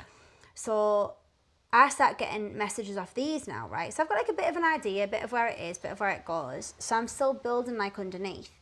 And I ended up presenting on an online session somewhere. I can't remember where, but it was for IOSH. Yeah. And I got recognised by someone from health and safety from oil and gas. Right, okay. So wow. I'm 28 still, yeah. I've got my shit together at this point. I'm like single, I'm sober, I'm sound, I'm like nerdy as, I'm learning, I'm just a little hobbit. I just didn't leave my house. I just like, honest to God. And Tranquility Room is just gone strength to strength, mate. Yeah. So I'd done all these different things, and then I ended up at a meeting for Repsol Sinopec, and it was just, honest, it was mad. And then I'd done stuff, again, talk about like if you haven't got someone, go through your phone and go through who you know. Yeah. At this point, I'd rang Chris about business advice, I'd got it. I'd rang David Thomas about speaking advice, I'd got it. For where to go and like what to do and stuff in health and safety, I'd rang my friend Paul, actually, who was involved in health and safety, who rang a guy that he knew, who put me into a guy that he knew, who was like, right, well, health and safety needs the words fatigue in it, needs the words this in it, needs the words that in it. I'm just ringing these people and getting like little bits of advice off people, because like, why would you not? Do you know what I mean? Absolutely. And then I ended up with meetings in oil and gas. Now, when I went into oil and gas, they were like, so what is it that you do? And I was like, I teach people to sleep, mate. And it went like that. But my non-approach to it was what made it like itself and made it successful, I think, because people get lost. And I understand this now. I didn't sell a product, I solved a problem. Yes. People get lost in selling, that they're worried about whether they buy, whether they don't. And I once got asked by a gentleman called Graham Skinner, who is from Offshore Energies, UK. He said to me, how did you get where you are? He was like, he said he calls me the demolisher. I was like, why the demolisher? And he's like, because you've come into oil and gas, you've girled up the oil and gas industry. He said, you walk on them platforms, you're like teaching lads to meditate and that. He said, and they're loving it. It was like, they're absolutely loving it. He went, never did I think I'd see one woman that owns a business. He went, I'm not against that, he said, but a woman that owns a business on her own, as a girl, he said, walking into oil and gas and getting these contracts. He went, and everybody is talking about you, like, you're the demolisher. He talked about something else, and he was like, how? And I went, drug dealing tactics. And he just looked at me and he started laughing. He went, this is the best thing I've ever heard. And no, seriously, I said, give them it for free, and if they like it, they'll ring you back, and if they don't, it's no love lost. Drug dealing tactics. You want to get someone to buy what you've got, you give them what you've got, and then say, if you like it, bring me back. Yeah. It's no love lost. And I accidentally took all of these little things, all these parts of what I'd learned, and I ended up, that's how my point of sales became, because I had just a total, like, take me or leave me, it's fine. Yeah. This is what it is, and this is how it works, You're you not know? like a pushy sales. And, yeah. And that's how they ended up there. That is so when you went on the oil rigs, did you have to do flying on the helicopter, all the training and stuff? Yeah. Getting dunked under? I didn't know about this, because obviously I never built a business. Nothing was by an accident. So I ended up in Repsol, yeah? And I got interviewed by a guy called Mike Mann. I love him to pieces. Mike Mann, and it was absolutely class. Yeah. So in amongst this, bear in mind my past, yeah? So in amongst this, I've got my dad literally saying to me, people only hire girls because they want to have sex with them, so be careful. Yeah. I've got my dad saying that only escorts massage. So I'm getting put down at every single angle here, yeah? I'm getting invited to black tie events. He's like, we all know what they are. Like, this was my home life, do you know what I mean? It's funny because you think, when you said earlier, my mum and dad owned like 16 things, you just think, oh, well, she's obviously going to do well. But it's the opposite, isn't it? Serious. So I was up against it in the sense of, no one's seen the vision, and all I knew was I wanted to help people. I was like, and I used to say, oh, Dave, and he actually said to me the other week, he was like, I remember when you walked in and you said, I'm going to stand on stages and speak to people and help them. We just didn't know how. Yeah. And it ended up happening, do you know? And I do believe in manifestation stuff, but I believe in the science of it as well, like the reticular activating system parts of it.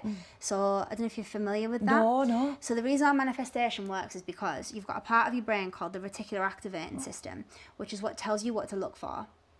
So there's a thing online.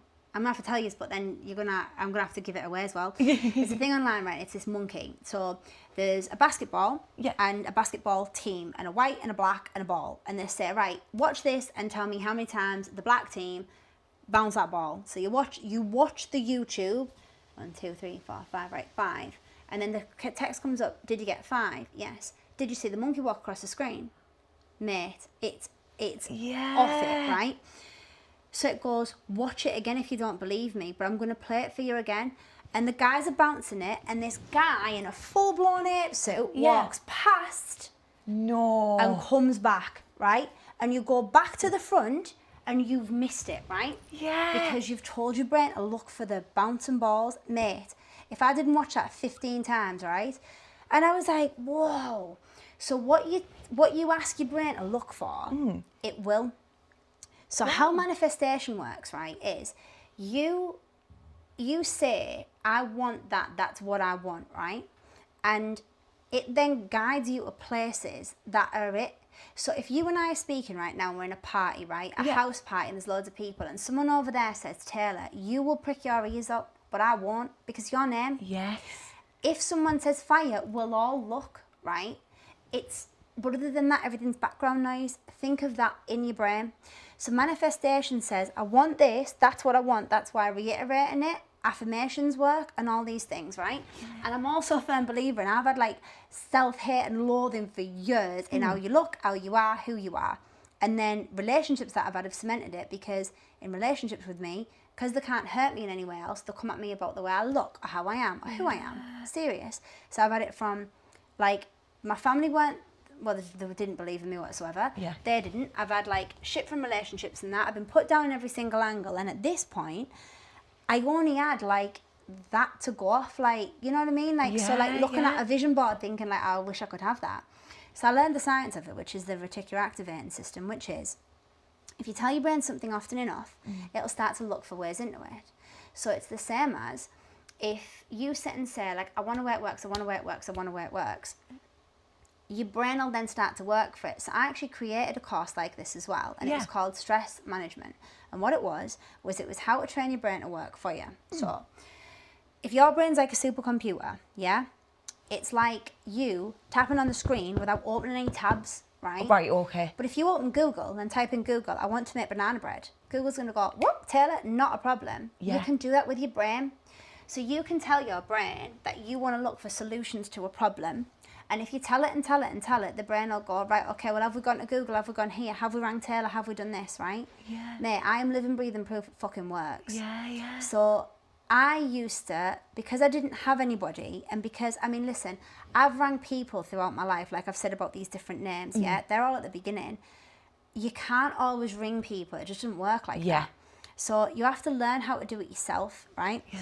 And I would sit and I would be like, right, Ems, come on, how to do it, right? Where can we go? Who do we know? What do we know? And I would go through it and I'd be right, okay, so Paul knows someone in health and safety knows this, and I would just ask the questions. Yeah. So this was like how it all kind of came about. So your manifestation, your reticular activating system is how to access the brain to tell the brain to work for you like a co-pilot underneath. Right, okay, do you know? yeah. And that's a science of manifesting. Now, case in point, I've just through there cleaned up the other week, right? And I went through this thing, and I picked up these pieces of paper, and I was like, pieces of paper? Because I used to write on everything and do loads of stuff. Yeah. I was like, where the hell has this come from? Because they haven't been touched. They've just been printed on. Mate, this media room, I shit you not, right, is in a drawer through there that in 2019, I wrote on it, I will have a media room with bifold doors, an open plan kitchen leading out to my hot tub. Yeah. Mate, I was earning 200 quid a fucking week. That is crazy. And I found it and I was like, no, wait, then listen to this. I've written on it, I took a picture of loads of cash, and I wrote, I will make £6,000 a month. That's what Tranquility Room pulls in, right? Guys. Obviously, you've got tax and expenses, so it doesn't give me that, but that's what it pulls in. Yeah. But I also didn't write that. I should have written profit. Yeah. I wrote, I speak on stages, I help people, all this stuff, right? So at this point, all these little things are triggering in, because then when you speak, your brain will speak about it, you know? Yeah. So I ended up at this meeting with Repsol, and I had to go away and come up with a price for a fatigue management program, which I didn't know how to do. So I contact my friend Paul, who contacts his friends, who contacts their friends. So at this point, I'm just getting loads of different people contact me, right? Yeah. So underlying to this, I'm not very well and didn't know. So underlying to this, I have something called Candida, which is a bacteria problem. Okay. Now, when I was getting wrecked, it was at bay because I was always getting wrecked. I was always eating shit food. But at this point, I'm trying to look after myself. So I'm getting progressively tireder, iller, feeling shitter, like stomach aching all the time. So in my Tranquility Room, I start looking into digestion and stuff. Yeah. All this leads into where I'm at now. So I start looking into digestion and stuff. So I'm now doing courses on digestion, lymphatic, how it works, all these things, right? Yeah. So I'm doing that, I'm learning this, I'm doing this, I'm just doing like a bit of everything, but I could because I didn't really have anything else going on. And I go to this meeting, get told that I can have the job, but it's obviously you've got to tender, you've got to do all this stuff. Yeah. You've got to do your offshore training. So I go on and ring Paul, Paul Brunton he's called, love him. So I go on and ring Paul, me and him sit, and we were like the bestest of pals at this point, right? So he's got like an ROV company, so he's quite already in oil and gas and stuff at the time, and he was like, mate, if you can fucking do this, like the money in it and that. So he puts me onto all these different people, who put me onto people, who put me onto people, who put me onto people. So I get told that there's an event, a health and safety event over in Aberdeen, and I should go to this event because it's really important, and if I turn up, like, I'm more likely to get some more work. Yeah. So travel to Aberdeen, didn't have a lot of money. I get to Aberdeen, I got this place, and it was a fucking proposition. What? Mate, it was a guy, seriously, literally saying to me, like, if I spend the night with him, I can have this 75 grand contract. So was he just in a route? It wasn't an exhibition at all? No. It was just, so I was at, like, obviously the place that you stay before you go, then you got the, yeah. So I rang Paul, crying my eyes out, and I was like, my dad's right. my dad is fucking right. Like, this is what it is. This is where it's at. So I left. So Paul is from Aberdeen. He's from here, but lives in Aberdeen and lives in Teesside as well. And he was like, just go to mine. Just fucking go to mine, Ems. He was like, just get a mine and that's it, done. So I get to his, he comes down from Teesside to meet me. I'm like hysterical and we just got pissed. We just literally sat and got pissed. Now bear in mind, I'm off drinking, getting back and everything at this point. So we just sat and got pissed. Anyway, so that was me just done with all that. So then a couple of months later, I get a phone call off Chris and he's like, totally random, I'm back in the area, I've had this, I've had that. I just wondered how you're getting on with business. I was like, Chris, people just want to have sex, not doing it, like this is what it is. And, you know, and honestly, I was crying down the phone and he was like, are you joking me? He was like, Emma, that is not what business is about. And I was like, my dad said it wasn't, it is. And like, he's right. So I had to come back and face the music with my parents and say, you were right, I would have got the contract if I'd have done it, and it is what it is, right? So I'd written off oil and gas completely. Still doing the event, still doing bits, but it just put me in a funny perspective. I was just like, for fuck's sake. And I've said forever, I've got more places in life not sleeping about than ever you could have if you did, because because I just go in as a mate, you know?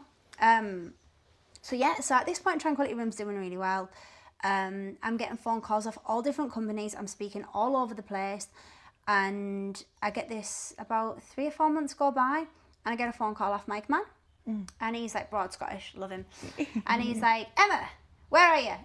I've never heard nothing back for you. You never got back to me. You never this, you never that. And I was like, Mike, I'll just be honest with you. I got propositioned and it can fuck right off. I was like, I ain't doing that. I was like, fucking, I'm not an escort, mate. And he was like, shocked to shit. And he was like, I'm putting you on a flight. I need you to be here. So I get on a flight from Repsol, from Teesside to Aberdeen. Get picked up in the car, go in. And I walk in and he's like, what? So I start telling him. And he went, they said that was our contract. And I went, yeah. He went, got fuck all to do with us.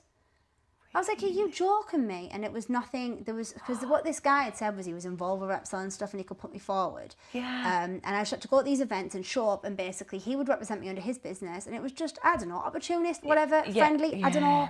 It was, I don't know. I get it.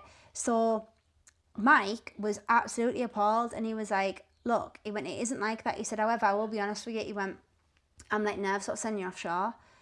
I was like, right. And he went, but, word for word, he went, for the fact that you've just turned down what you thought was £75,000 for one night with someone that no one would have known about, he was like, I'm going to hire you right now. He was like, so I need you to go away and make a proposal. I was like, what? So I've still got this suicide ideation thing in the back of my mind, right? So I was like, what? And he was like, no, serious. So I'm in like just this really weird fucking place, my mental health's deteriorating to shit. I'm like all over the place. I'm on the phone to Paul morning, noon and night. We're speaking all the time. And he was like, yeah, something's not right with you. And I was like, mate, I don't know what it is. I was like, what's the point? Like, what's the end goal? What's the point? What am I going for? So Tranquility Room's doing really well. Purely Balanced is just as it is at this point. I just haven't really got anything. And honest, I was going to go away and not come back at this point, serious. So I told everybody that I had a course and I was going on a meditation retreat and I was going and I was technically just not going to come back. And I had everything in my mind. I thought, breezebox, rope, boat, no one's ever going to know I'm right or not. And that's it, that is what it is, So I told everyone I was on a retreat and I flew away, and Paul Brunton come and got me. He rang my mum and he was like, oh, I don't know, crying, but he was like, oh, where'd she go? And my mum was like, oh, she's gone on a retreat. And Paul was like, she hasn't. I know she hasn't, she'd have told me, like, there's been no talk about it. So Paul and me were chatting about something and he rang and he was like, where are you? And I was like, I'm just at a retreat. He went, no, you're not. I was like, I am. He went, mate. He went, no, you're not. And don't bullshit me. I was like, Paul, I've had enough. I was like, I've just had enough, mate. Anyway, so the next day he flew out and he was like, just come and see me. So we always talking about this, right? So we sat, and I was just sat on this like waterfront thing and I was just like staring into space. I didn't understand I had horrendous bacteria at this point that was all dying off inside of me because I was being healthy. So I also had massive cortisol raises, My stress levels were through the roof. Candida was dying off inside of me, which causes suicide thoughts anyway, because it causes this chemical disposition that goes into like negative, and I have suicide ideation. Yeah. So I don't understand all of this is underneath me. Do you know what I mean? Yeah, yeah. And I'm sat and I'm just staring, and this guy comes over, this waiter, and he was like chatting, and I was just fucking gone. And Paul went, mate. And I was like, what? And he went, what the fuck? And I went, how deep's that water? And he looked at me and went, oh, fuck off, we'll have wine. Get a wine. Swear down, right? So me and him, we got fucking mortals off wine, right? Mortals. It was calling me Helen and everything. I was like, mate, who the fuck is Helen? So, honest. And anyway, so I go back to my place. He goes back to his place. The next morning he rang and he was like, he said, he went, what the fuck was last night? And I was like, Paul, I wasn't going to come back. And he went, mate, I knew. He went, I just knew. So I had to admit to Paul, like, I didn't know what was going on with me. Now, Paul at this point had money. So Paul was like, we're getting you fixed. Like, we're just going to get you fixed. Something's not right. We're going to get you fixed. Told him about this, told him about that. And he was like, fuck this and fuck that. And we're going to write you a proposal. And this is what we're going to do. So he got me his proposals from his ROV company. And we just changed all the words to fatigue management and stuff, right? And we sent it to my man. I was like, fuck it. I was like, what do I do? And he was like, I don't know, going at like 900 quid a day. So I was like, went at 900 quid a day. So I sent it to my man. And that was it. Yeah. So we have these 3 more days. I'm like starting to like come back to normal a little bit. I'm like, right, okay, like it is what it is. And we come back, and when I got back, I got an email off my man, and it was like, accepted. Now this was for 120 grand, mate. So I was just like, Paul. So I rang him, and Paul was like, don't think that of oil and gas, because what they say, they won't do, but it means that you've got the job. Yeah.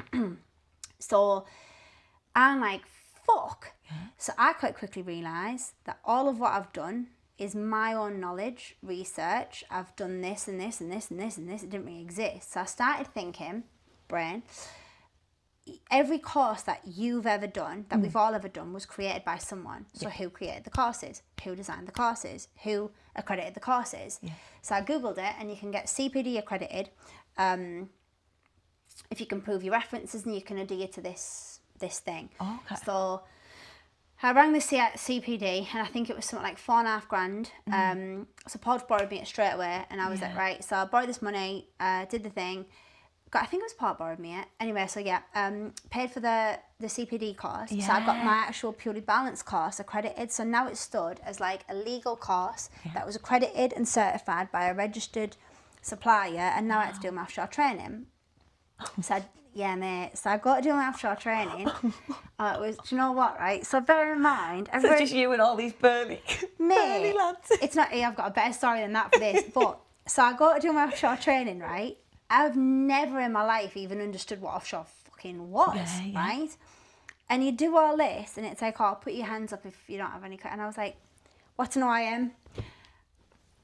Health and safety with what? And and in the end, he's going, Emma. Like, it went from being like dead enthusiastic to Emma, and I could see these lads just hating the life out of me, right? But I had to do it, right? And I was like, you can't cheat. Like, what do you do? Yeah. So then it's not that, right? So then the rest of this was, there's in this course, there's a helicopter survival training, right? Mm-hmm. So I don't know at this point. I've got a fear of going underwater. Oh. So as an adult, when was the last time you went underwater? That's it, yeah. Mate, I won't even wash my hair. So you're getting all this stuff and all these suits and that, right? And I'm with just a group of lads, right? And I'm still the last there. Like, it is still funny. But I was just like dead quiet because like I was pissing them all off, man. Like, I asked loads of questions that I was thinking everyone fucking hates me. So we do this helicopter survival training, right? And that you get in it and they're like, right, hands up, like if anyone's like like put your hand up and that. I was like, I don't know what's happening to me. I was like, I'm having like a panic attack. They were like, right, it's okay. And the guy's like, oh, bless her. Mate, by the 3rd time, they're like, can she fucking do it on her own? And I was like, can I do it on my own? Because I'm terrified. And the trainer's like, no. So I'm now pissing this trainer off as well. And I'm just like, I don't know what to do. So we're doing all this stuff. And I'm like, oh, and I'm like panicking like mad. Anyway, in the end, I was like, please can I just hold my nose or something? And he's like, Emma, you just can't. I was like, listen, I own the business. I'll write a letter that says I'll just die. Like, I'm fine with just dying. Like, I'm good.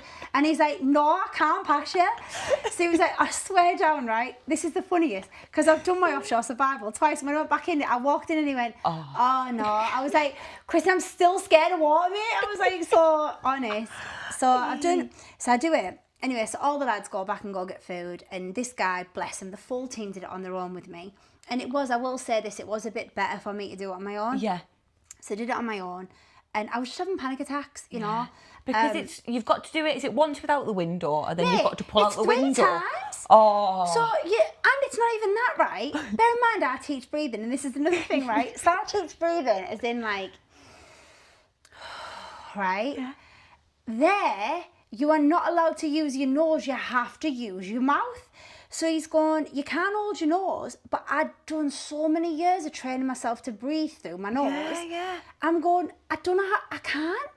So, honest, so you go down, so you do one where you do a breathing thing and you go down and you've got to push yourself down. Okay. And that's just to push yourself down and go across a wall.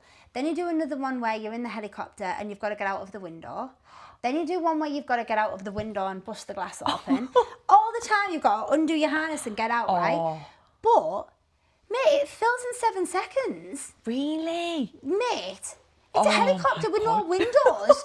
So you just go in and it's like, right, and it goes down and it's shh. And I'm like, oh, it's horrendous and honest. And like I say, I got a bit of a sympathy for her at first, and after that it's like, could she just do it on her own? And I was like, listen lads, like I totally get it, mate. I'd hate me too. Like I hate myself at the minute. So I did my survival. Got it all done, got everything in, and I went up to Mike and I was like, look Mike, I said, there it is. I said, I've got this, I've got that. And I've got like insurance and stuff. I just stuff that you just needed. And I was like, and I've got it accredited. And he went, accredited? I was like, well, yeah. Is that not what you need? Bear in mind at this point, I'm about 10 grand deep. Like, and I didn't really have that money. I borrowed this money. I was like, is that not what you needed? And he was like, well, yeah, but if you've got it accredited, Total will have you. I was like, what? He went, well, we need you as well. He went, but I know Total are looking for like a fatigue person. So if you want them, go for a meeting. Wow. Mate, so I ended up in oil and gas. So never did I think I'd build a business that would end up being that. And never did I grow up thinking I'm going to work offshore and teach mental health offshore and this and that. Like, it's just not something you do. Yeah.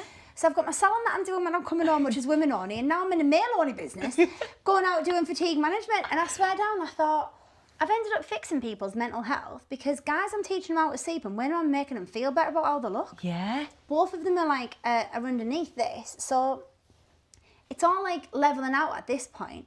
I'm 28-year-old, I've got Purely Balanced, going offshore, and I've got Tranquility room up and coming. And that's, I know it. And like none of it obviously was planned or anything. No. It was just, and every inch that had gone there, yeah. That is, so did you end up going to Total and? Both, yeah, all of them. Yeah. I went to Total, so I did Repsol and Total, I went on a meeting in Total, I think, if I'm right, I think Total hired me more than Repsol did at that point. Yeah, wow. I think, so Repsol hired me for a bit and then, because they changed. So Repsol changed management and I think it's their Japanese partners were backing out, and I was a service provider, so I'm like last in, first out. Yeah. So then I ended up going over to Total, and Mike did that because he literally was like, I know what you've done to get here, and now we can't give you that. We can. So what I'm going to do is I'm going to pass you over to them. So I went and did Flotter, and what I did with Flotter was I did the trial run at Flotter. So I said to Mike, I said, well, I'll tell you what then. I said, don't pay me, but hire me, and I'm going to use it as my character references. So I went over to Flotter, and I did the full sleep stuff at Flotter with like how it works, what it works, shift rotations, how to work it. Because even little things like the bed's over there, and because sometimes you can't change what you're dealing with, yeah? Yeah. If you can't change what you're dealing with, I then had to tailor the sessions into how to help them with what they had. For example, I wasn't big enough or strong enough or powerful enough to get these companies to change the mattresses, right? Yeah. And mattresses, I can barely go on it, and I'm like a lass, and I'm not the heaviest. And these like big burly men, you know, like, and it's shit, and it is fucking shit. But I couldn't get them to do it, so I was like, right, okay, so how about I look at how the body works when you lay down. So I incorporated body language into it. So it's something stupid like if you lie on your back, put a pillow underneath your knees, doesn't matter how shit your mattress is, it rests your nervous system, so you're not resting on the bottom of the mattress. So it makes you sleep better. Nice. Yeah. That is so good. And what I quite quickly learned by doing the flutter stuff was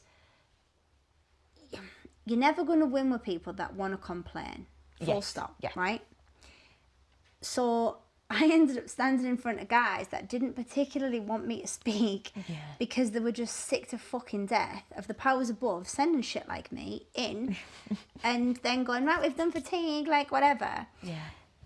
So my street kid came back out and I was like, listen, I couldn't give a fuck if you tell them you liked it or not. I don't care. I just need your feedback. Yeah. So tell them what you did. I don't care. Tell them you didn't listen. Tell them whatever. But go home and try the techniques anyway and let me know.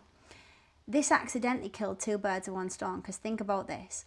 I give them men permission to not give me a review. And I actually said this to Mike Mann. I said, I'm not giving, because Mike give me, they're called smile cards. Oh, okay. You know, like, is it good, 5, whatever. And I went, I'm not doing that. And he went, why? And I was like, because I'm not standing in front of them while they fill it out. I was like, because they're all going to give me good. I was like, fuck that. Yeah. I said, we'll just leave it. I said, you don't pay me and I don't want anything from it. I said, because listen, if this isn't going to be well taken, I'll just lose the money. I'm not going and standing in front of people that don't want to hear me talk. I've only just got my confidence to speak. Yeah.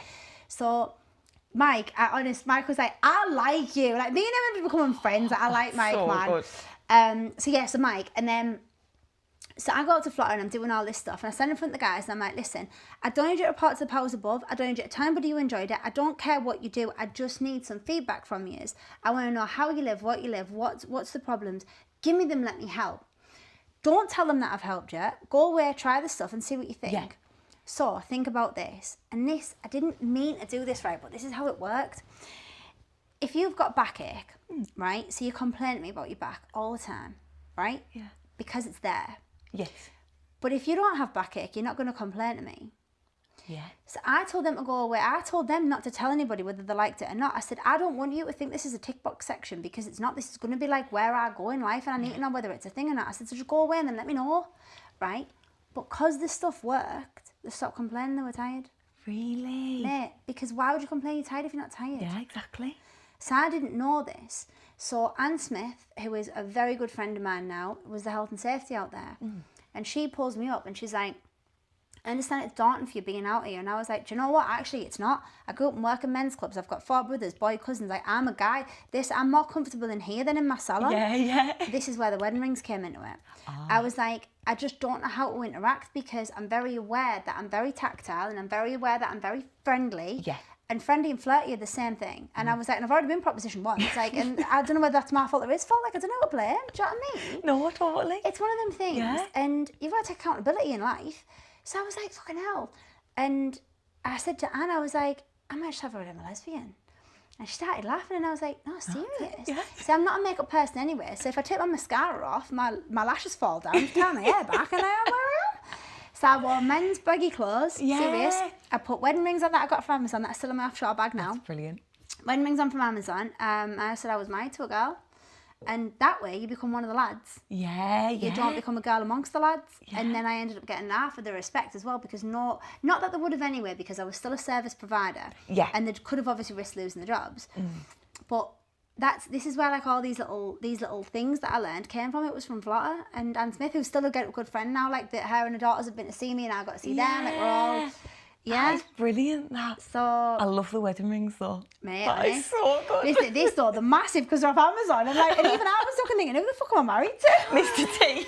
Yeah. And if I'm married to someone like that, why is he sending me offshore? I know, actually. Yeah. So, moving away from the oil and gas to how you are now, what was it like for Tranquility coming back? I never left. I didn't leave them, so I just ran them alongside each other. Wow. So what happened was, when oil and gas took off, and that took off quick, because in oil and gas, it really is what you know, but then it's who you know. Yes. Once you're in with what you know, then it is just, I saw it, and word travels fast. Yeah. And out there, your reputation exceeds you well before your feet do. Like, I was going on places and people, and I was getting put in rooms where people had left notes of what I'd done in for the next guy. Really? Swear down. Wow. And I was like, no way. And I was getting like people coming at me and people, because I used to stand up and I used to say, listen lads, I'm just one of yous, so I'm just going to say it. You're either going to find it brilliant or bullshit. Yeah. If it's bullshit, give it your wives. If it's brilliant, sit and listen, whatever. Yeah, yeah. And it was like that, yeah. So I'm going offshore, but what was happening was, although I had contracts, I wasn't contracted. So I'm a service provider, I'm not a contractor. Ah, yeah. So as a service provider, you get told you've got the job, you get the vendor, you get the purchase order. The purchase order is usually about a year, and then they have a chance to do it. Now, because oil and gas is so fickle, as in like flying out and not flying out and stuff, yeah. I would have set dates that would move continuously. So I'm getting a lot busier at Tranquility, but I'm on 1,500 quid a day for offshore, and I'm on like 200 quid a day at Tranquility. It's a no-brainer. Yeah. So yes, minus tax and expenses and all the bits and pieces, because this is a business, but like it's a no-brainer. Do you know what I mean? It's just a no-brainer. Totally. So what I did was I set Tranquility on appointment only, and what I would do is I would say, look, I can book for the next 3 or 4 weeks, but that's all I can book. And then I told offshore that you can hire me, but you have to give me 4 weeks notice. Yes. So I decided that on the 28th at 8 p.m. of every month that I would open Tranquility Diary. So on the 20th of every month, I would contact anybody that I had contacts and connections with and say, do you want me for the next month? Yeah. And if it was a no, it was a no, and that was fine. And that was it. So that's how I did it. And then I would have time spent out and time not. So then I would use offshore as my learning time, because what I did out there was, you're still in a male environment and it's their house. Like, and the reality is, and I know this is like a funny thing to say because I'm not sexist at all, but they're just lads out there. Yeah. So you put some lass out there and they turn into, sorry, knock that off. Do you know what I mean? Yeah. And they do. So I just kept out the way. So what I did was I used to ask the OIMs whenever I went on if I could stay in my cabin. And what I used to do was I used to take my books and I used to learn out there. So I used to use offshore as my downtime. So I would go out and learn. I'd go and do presentations. I would do anywhere between 3 and 4 in a day, but it's only an hour. The lads would come in and see me, then they would leave, then I wouldn't see them again. Like the chances of me seeing someone a few times was very rare because I worked in accommodation and they worked offshore, they worked outside. Yeah. Then when they come in, they have the food and stuff. I used to always ask if I could go in first. So I would always sit 15 minutes early and eat my food. And I used it as my downtime because I used to do 3 to 5 days. It wasn't long. By the time I'd done my induction and then got there and got settled and got sorted, and then done my presentations, I was back. Yeah. So I used to use it as my downtime. So it was like the best time for me because I wasn't like in amongst anything neither. So it was a bit of. So when I would come home, I would work in Tranquility. Yeah. And I would try and catch myself coming backwards. But for a while, I didn't tell either business about the other business because I didn't want people in Tranquility to think I was leaving. Yeah. And I didn't want offshore to think I was a massage therapist. Yeah. Because one, I didn't want that reputation out there at all. And I didn't want Tranquility to think I was going out massaging men neither. Not that there's anything against that. I just, with all the stuff I'd thrown at me over the years, I didn't want to make anybody right. Do you know what I mean? Like, fuck that. Yeah, totally. So I said to Tranquility Room, look, this is what we're going to do. But at the same time, I wasn't as busy as I have been after lockdown. Yes. So at this point, it was very manageable. But then when lockdown finished and I'd not lost the contracts, but had the contracts, but lost the vendors and stuff. Yeah. I didn't know whether it was going to come back because offshore still heavily stayed in COVID for a while because they couldn't afford the outbreaks. And I'd done some work online, I'd done bits and pieces, and through COVID, I'd been asked to speak on the panel board for CIPD on fatigue, because at this point I'd done like some big names and stuff, and I was one of the younger speakers on that, and I got asked for IOSH as well. Wow. And on CIPD, I was confronted with the question of something like, how would, and this will be online somewhere, but how do you think fatigue is going to affect, like, how do you think COVID's going to affect our employees and stuff? And blah, blah, blah. And it's before the lockdown. Yeah. Right, okay. So we were going into lockdown. Right. So we were I think we were in like the first week of it, you know, when it was like, oh, mate, stay at home for like a week. Yeah. It was like that, yeah. And it was, how's it going to affect people? And this is when I realised how different I was. So everybody was like facts and figures and everything, right? And I just spoke and I was like, I don't think that's going to be a problem. I think it's going to be a problem getting people back to work. Yeah. And they were like, no, that'll be absolutely fine. Like that. And I was like, well, why would it? I was like, you're going to learn that people can work from here. Mm-hmm. Now, bear in mind, I had a contract at that time with Capita. And just before lockdown, I was supposed to have an e-learning platform. So at that point from offshore, I'd made about 40 grand. And I was going to have a Capita had rang and said, could I do this e-learning platform for them? And in business, you quite quickly learn, you say yes and build it afterwards. Yes. And it's like a thing. So Capita said to me, will you build this platform? So at the time we're going into lockdown, I've got clients for Tranquility that obviously are just gonna be put on hold. Although at this point I've started to see disability clients. Okay. Because my qualifications, there's a lot of them, and I'm qualified in a lot of different things. Lymphatic was one of the things that I used to do, but no one really wanted it or cared about it. So what I used to do was people that had dementia, disabilities, couldn't get out of the house, and people that could claim stuff back. Because of my qualifications, you can claim me back. Yeah. So I used to work for them, and they would get the money and then just claim me back. So I used to charge like daft amounts, like 20 quids and 30 quids and stuff. And I was doing that for about 5 different disabilities. Yeah. And then I was doing the offshore stuff as well. And then we went into lockdown. This is the thing, ADHD. Yeah, yes. Superpowers. I think there's going to be a point where autism, ADHD and all these learning things are going to end up being like high on CVs. Yeah. We just need to understand how to use them. So I'd learned how to use, because I didn't know about mine. So I'd learned how to use it at this point. I know I'm fast, I know I'm quick, I know I work. It's just, so I start with, so we're going to lockdown, obviously COVID's a thing, and Tranquility had already been saying to them, like, look, I only work this diary and then we work from that and we work backwards. So I become quite popular quite quickly, but I didn't have very many spaces. Yeah. And because I was earning money elsewhere, I didn't really need to, do you know what I mean? I was just like, it works, 400 quid that week, yeah, whatever, do you know? Yeah. And I was mobile. So it worked okay. At that point, I'd come back home. So I'd set up Tranquility at home because there was no point in paying rent places. No.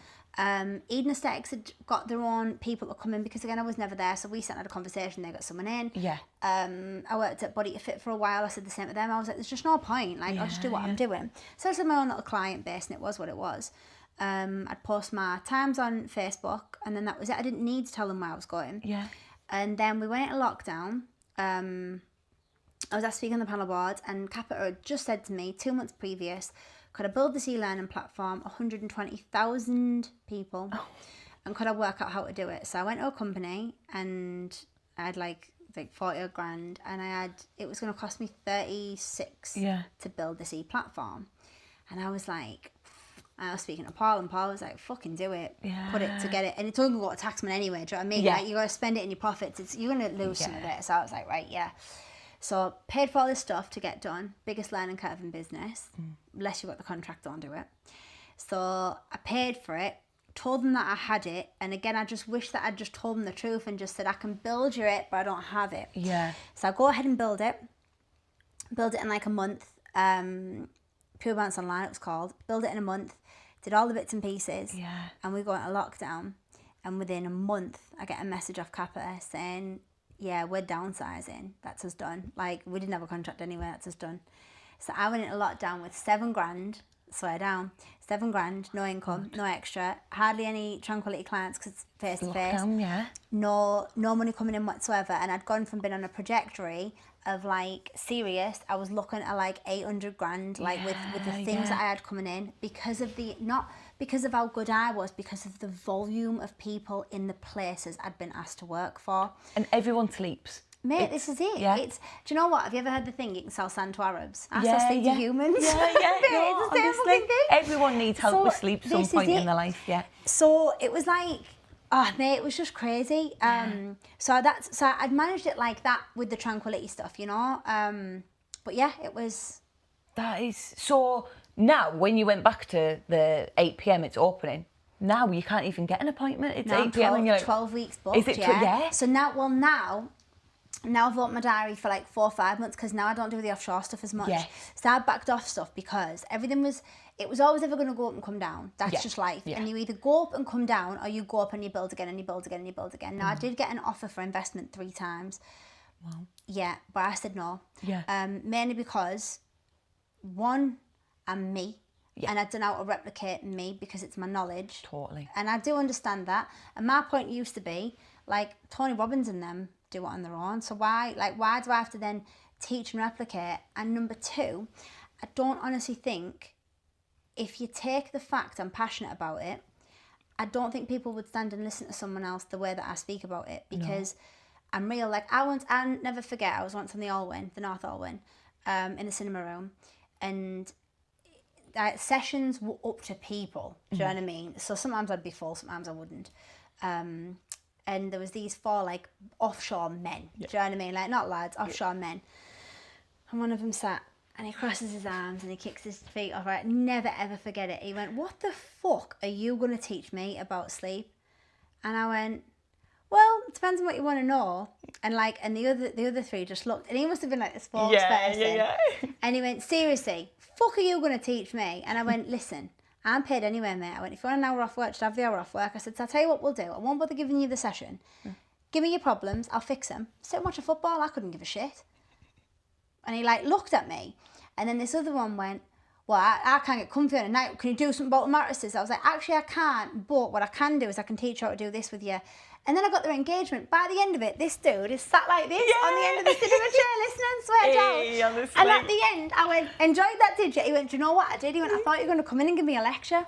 I said, "Yeah, because people were that used to people going offshore and like, and do this and nutrition and blah, blah, blah." Well, I can't comment. I eat cakes, you know what I mean? I can't. And this is the thing. So I used to teach people how to sleep better without teaching them how to change their life. I used to say, "Listen, eat better, exercise more, you'll sleep better. If you can't be asked doing any of that, listen to me." That's what I used to say.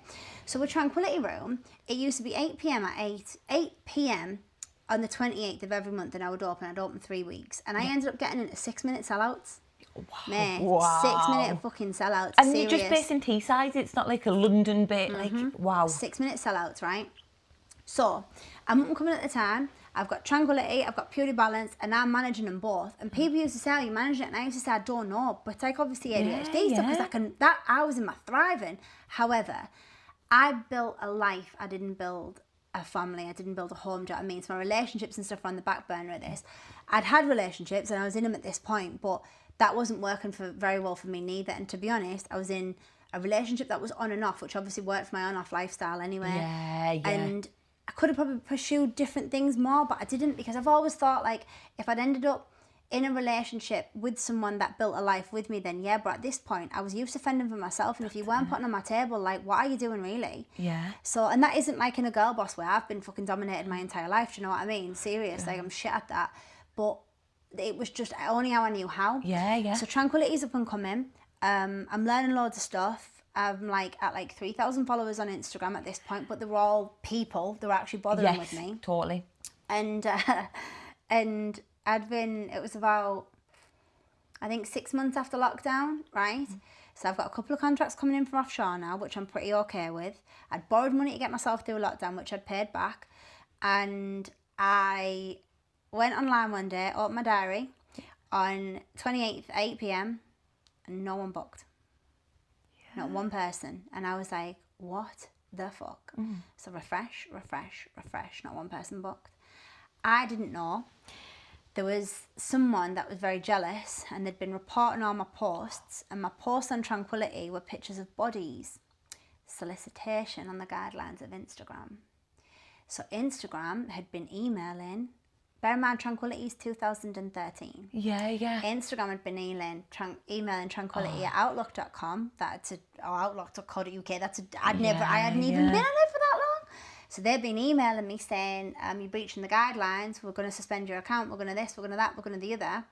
And overnight, nobody knew about me anymore. Now, because everybody thought I was fully booked, no one bothered. So you wouldn't ring and ask because you'd just think I'm fully booked. No, that's it, isn't it, yeah? So my Instagram got blocked. I later found out it was a report. Someone had been reporting, which I've spoke to her now. She'd admitted it was her. There was like just shit. It's like the Wagatha Christie. Yeah, and this was crazy, honest. It was like, there was just a lot going on at that time.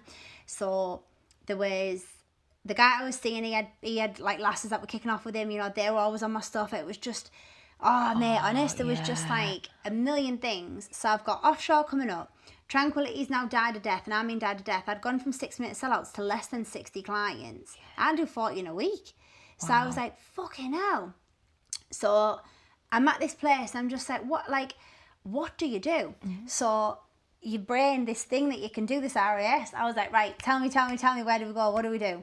So when Capita dropped that contract with me at the beginning in lockdown, my brain was like, right, let's take it online. Let's go. Let's do it online. Let's do it for free. Let's offer it to these people. Let's give them it for 200 quid. At least you've got an income coming in. Yeah. So I could still see my disability clients because I was classed as mental health. I could still see them. So I used to do a COVID test, and then see a woman, COVID test, 3 days, COVID test. See another woman. So there was only 2 that kept me on.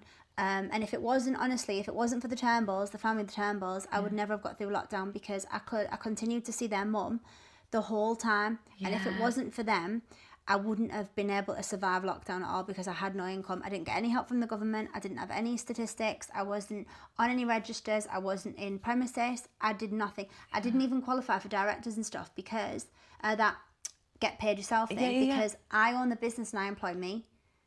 I'm a limited company.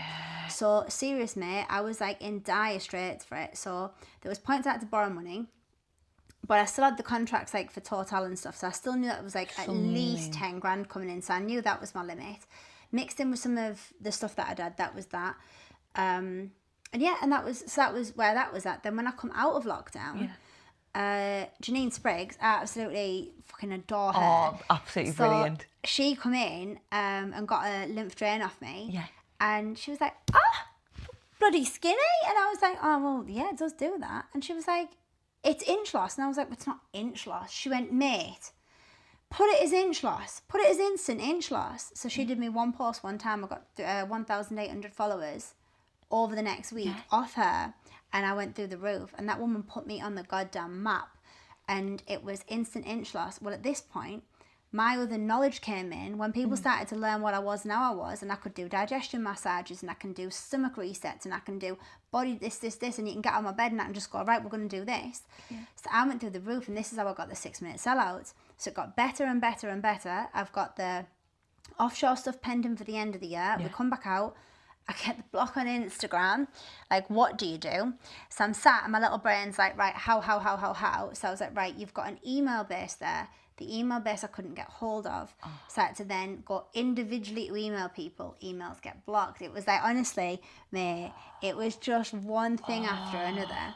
However, I got the contract back off Total, so I definitely knew that money was coming in. So I'd pay back the money, start going offshore again, start just, every person that comes in, start saying to them, like, look, I'm blocked on Instagram, can you just do me a favour? Had Chloe Spriggs in. That's how I found you. Chloe Spriggs in, and she was like, what do you mean you're blocked? I was like, I don't know. She went, this, account status, it's there. Red, like as in red cross, like red, not red. I was like, what does that mean? She went, well, they must have been messaging you. I went, mate, what do you mean? So she showed me, because she's an influencer coach, someone that you go to that person. So she showed me. And I was like, fuck. And I'd been blocked for solicitation, body discrimination, body discrimination and gender discrimination, because I was women only. Women only, making money off bodies, which I technically was. I was like, I kind of get you there. Kind of. And then, and the body dysmorphia, like that one where tape measures and stuff. So I was like, well, what does that mean? So she was like, so you have to take everything off with body parts on. Well, part of my point of sale was like my results. So I was like, hell. So I did that, and when I did that, I got back on. So I started getting like a bit of traction back with that, but obviously I'd fell off, because at this point people were doing the same thing, and it was what it was. But it started then building back up again. I'm still now offshore. This is like, everything's like collaborating together. Because how many years are we now from? Oh, is it 6 it'll be from lockdown? Can't be 6. Oh no, 5. 4 Because we had a few lockdowns, didn't we? Yeah, so there was 2 years of lockdown, was 18 months. Yeah. And I've got a 6-year thing, so it'll be 4 years. 4. We've got 2 years of lockdown. Then I come out of lockdown, took me a year to get like back and forth, excuse me, but I was with oil and gas. Yeah. Tranquility kind of took a back step because it did, not because it had to. Started to get Tranquility back up and running, and then I just admitted to everyone what I was doing. So every time I went online, I was like, I do not massage men. I'm going offshore to do fatigue training. So then the girls were like, oh, what's the fatigue training? Like, how is that? How does this work? Yeah. So then I started saying, right. So then I was like, well, how do I relate? So I did a podcast. So I'd created the Inner Serenity and Calm podcast, which I'm going to start again properly, but there's like 5 things on it. And what I did was I just did a brief chatting of it in a sleep session. I was like, glasses have it. Like, there you go. It's obviously not specialist or it's not in depth, but it's a brief thing. So then everyone became invested in the fact that I was working offshore, which was lovely because like, then everyone was like, oh my God, like, what's it like? Or like the amount of people that would come in and go, oh my God, did you see my mister out there? And I'm like, where does he work? I don't know. Who's he work for? I don't know. What does he do? He just works offshore. Okay, so there's like 5,000 assets where I was alone. Like the chances of me seeing your mister are like tiny bit. But yeah, so then that was that. Is So then amazing. That is so good. But that's how I found you originally, Chloe Spriggs's story and a post that she put on. Yeah, this is it. So what's like a day in your life like now? Well, I'm weird as now. So I get up about 4 o'clock anyway. So I still have sleep issues. I still don't sleep a lot, but I sleep well. So I've built my world now based on like what my nervous system really. So like I've got an ice bath. But this is before it was popular. It sounds like it's popular now, but it's before. I've got an ice bath, a sauna, and a hot tub. Sounds bougie, but I don't drink or take drugs no more, so that's all I say to my mum. I'm like, listen, at least I'm not buying sniff. Check off for God's sake, Emma. They get more parcels. And you know what? My life is like nice now. So I've got, I get up in the morning at like 4 o'clock. Take the dogs over the field if it's not raining, because I'm definitely a fair weather walker.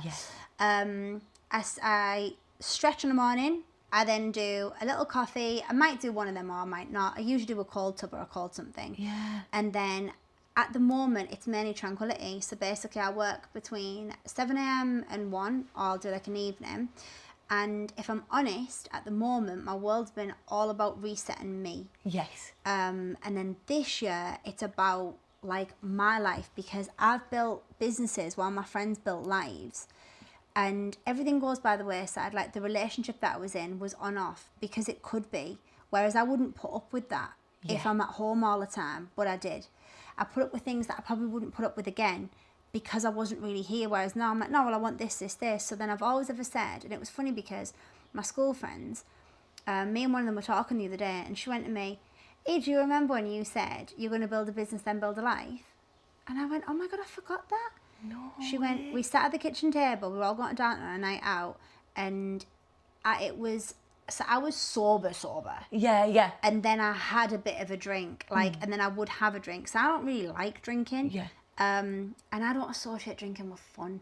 So like, it's few and far between that I'll do it, but I'll do it. I'm not bothered, but I just don't bother. But so this was like, it was, I think, I said built Tranquility. I think it's about 3 or 4 years from being sober, and like I got on this like little night out in Darlington, and I got and sat with the girls, and I was just basically testing the water whether I could or I couldn't. I think I had about 3 drinks, but and I'd said something about, and I was like, oh, I'm gonna do this, I'm gonna do that, and all this offshore stuff was kicking about, and I was like, I think I'm just gonna like try and run and build a life and get a house and get like a car and just look after myself, and if I meet someone along the way, then I can build with him, and if not, I'll build me, and then I'll meet someone that I want to build with me. And it kind of just worked that way. So then I've always said that everything in life will run its course when it runs its course. And offshore about 2 years ago started running its course. Oil and gas isn't the same anymore anyway. The money isn't the same, the things aren't the same. And unfortunately, if I'm not on that kind of money, it's not worth me going because it's too fickle, it's not definite. And the reality is, like my dad used to say, you can be a man or you can date a man. And I've just been a man for a while. That's what he used to say. He's always like, it's funny, you know, my dad, he's like, oh, all my mates, girl kids getting married and settling down having kids, and you're buying Sanders, Emma. Going offshore, and I'm like, I see where you're coming from, Dad. Like, but so then I've done that, and then it's like, and then now I'm building me. So the days in my lives now seriously look like family, friends, going out, like even just little things, like I've got my nephew now and I have him like, all the time, but I can because I'm not a million mile an hour, you know? Yeah. But wellness is like my main thing. Resetting. Totally. And if one of our listeners can only take away one thing, I bet they can't, but from this podcast, what would you wish it would be? Do you know what? If I could give myself advice as a starter, I would always say, don't ever take advice from someone you wouldn't trade places with. Oh, I've never heard that one before. Don't ever take advice from someone you wouldn't trade places with. Everybody will give you advice. Everybody will give you their opinion. Everybody will have something to say no matter what. Yeah. Do it anyway.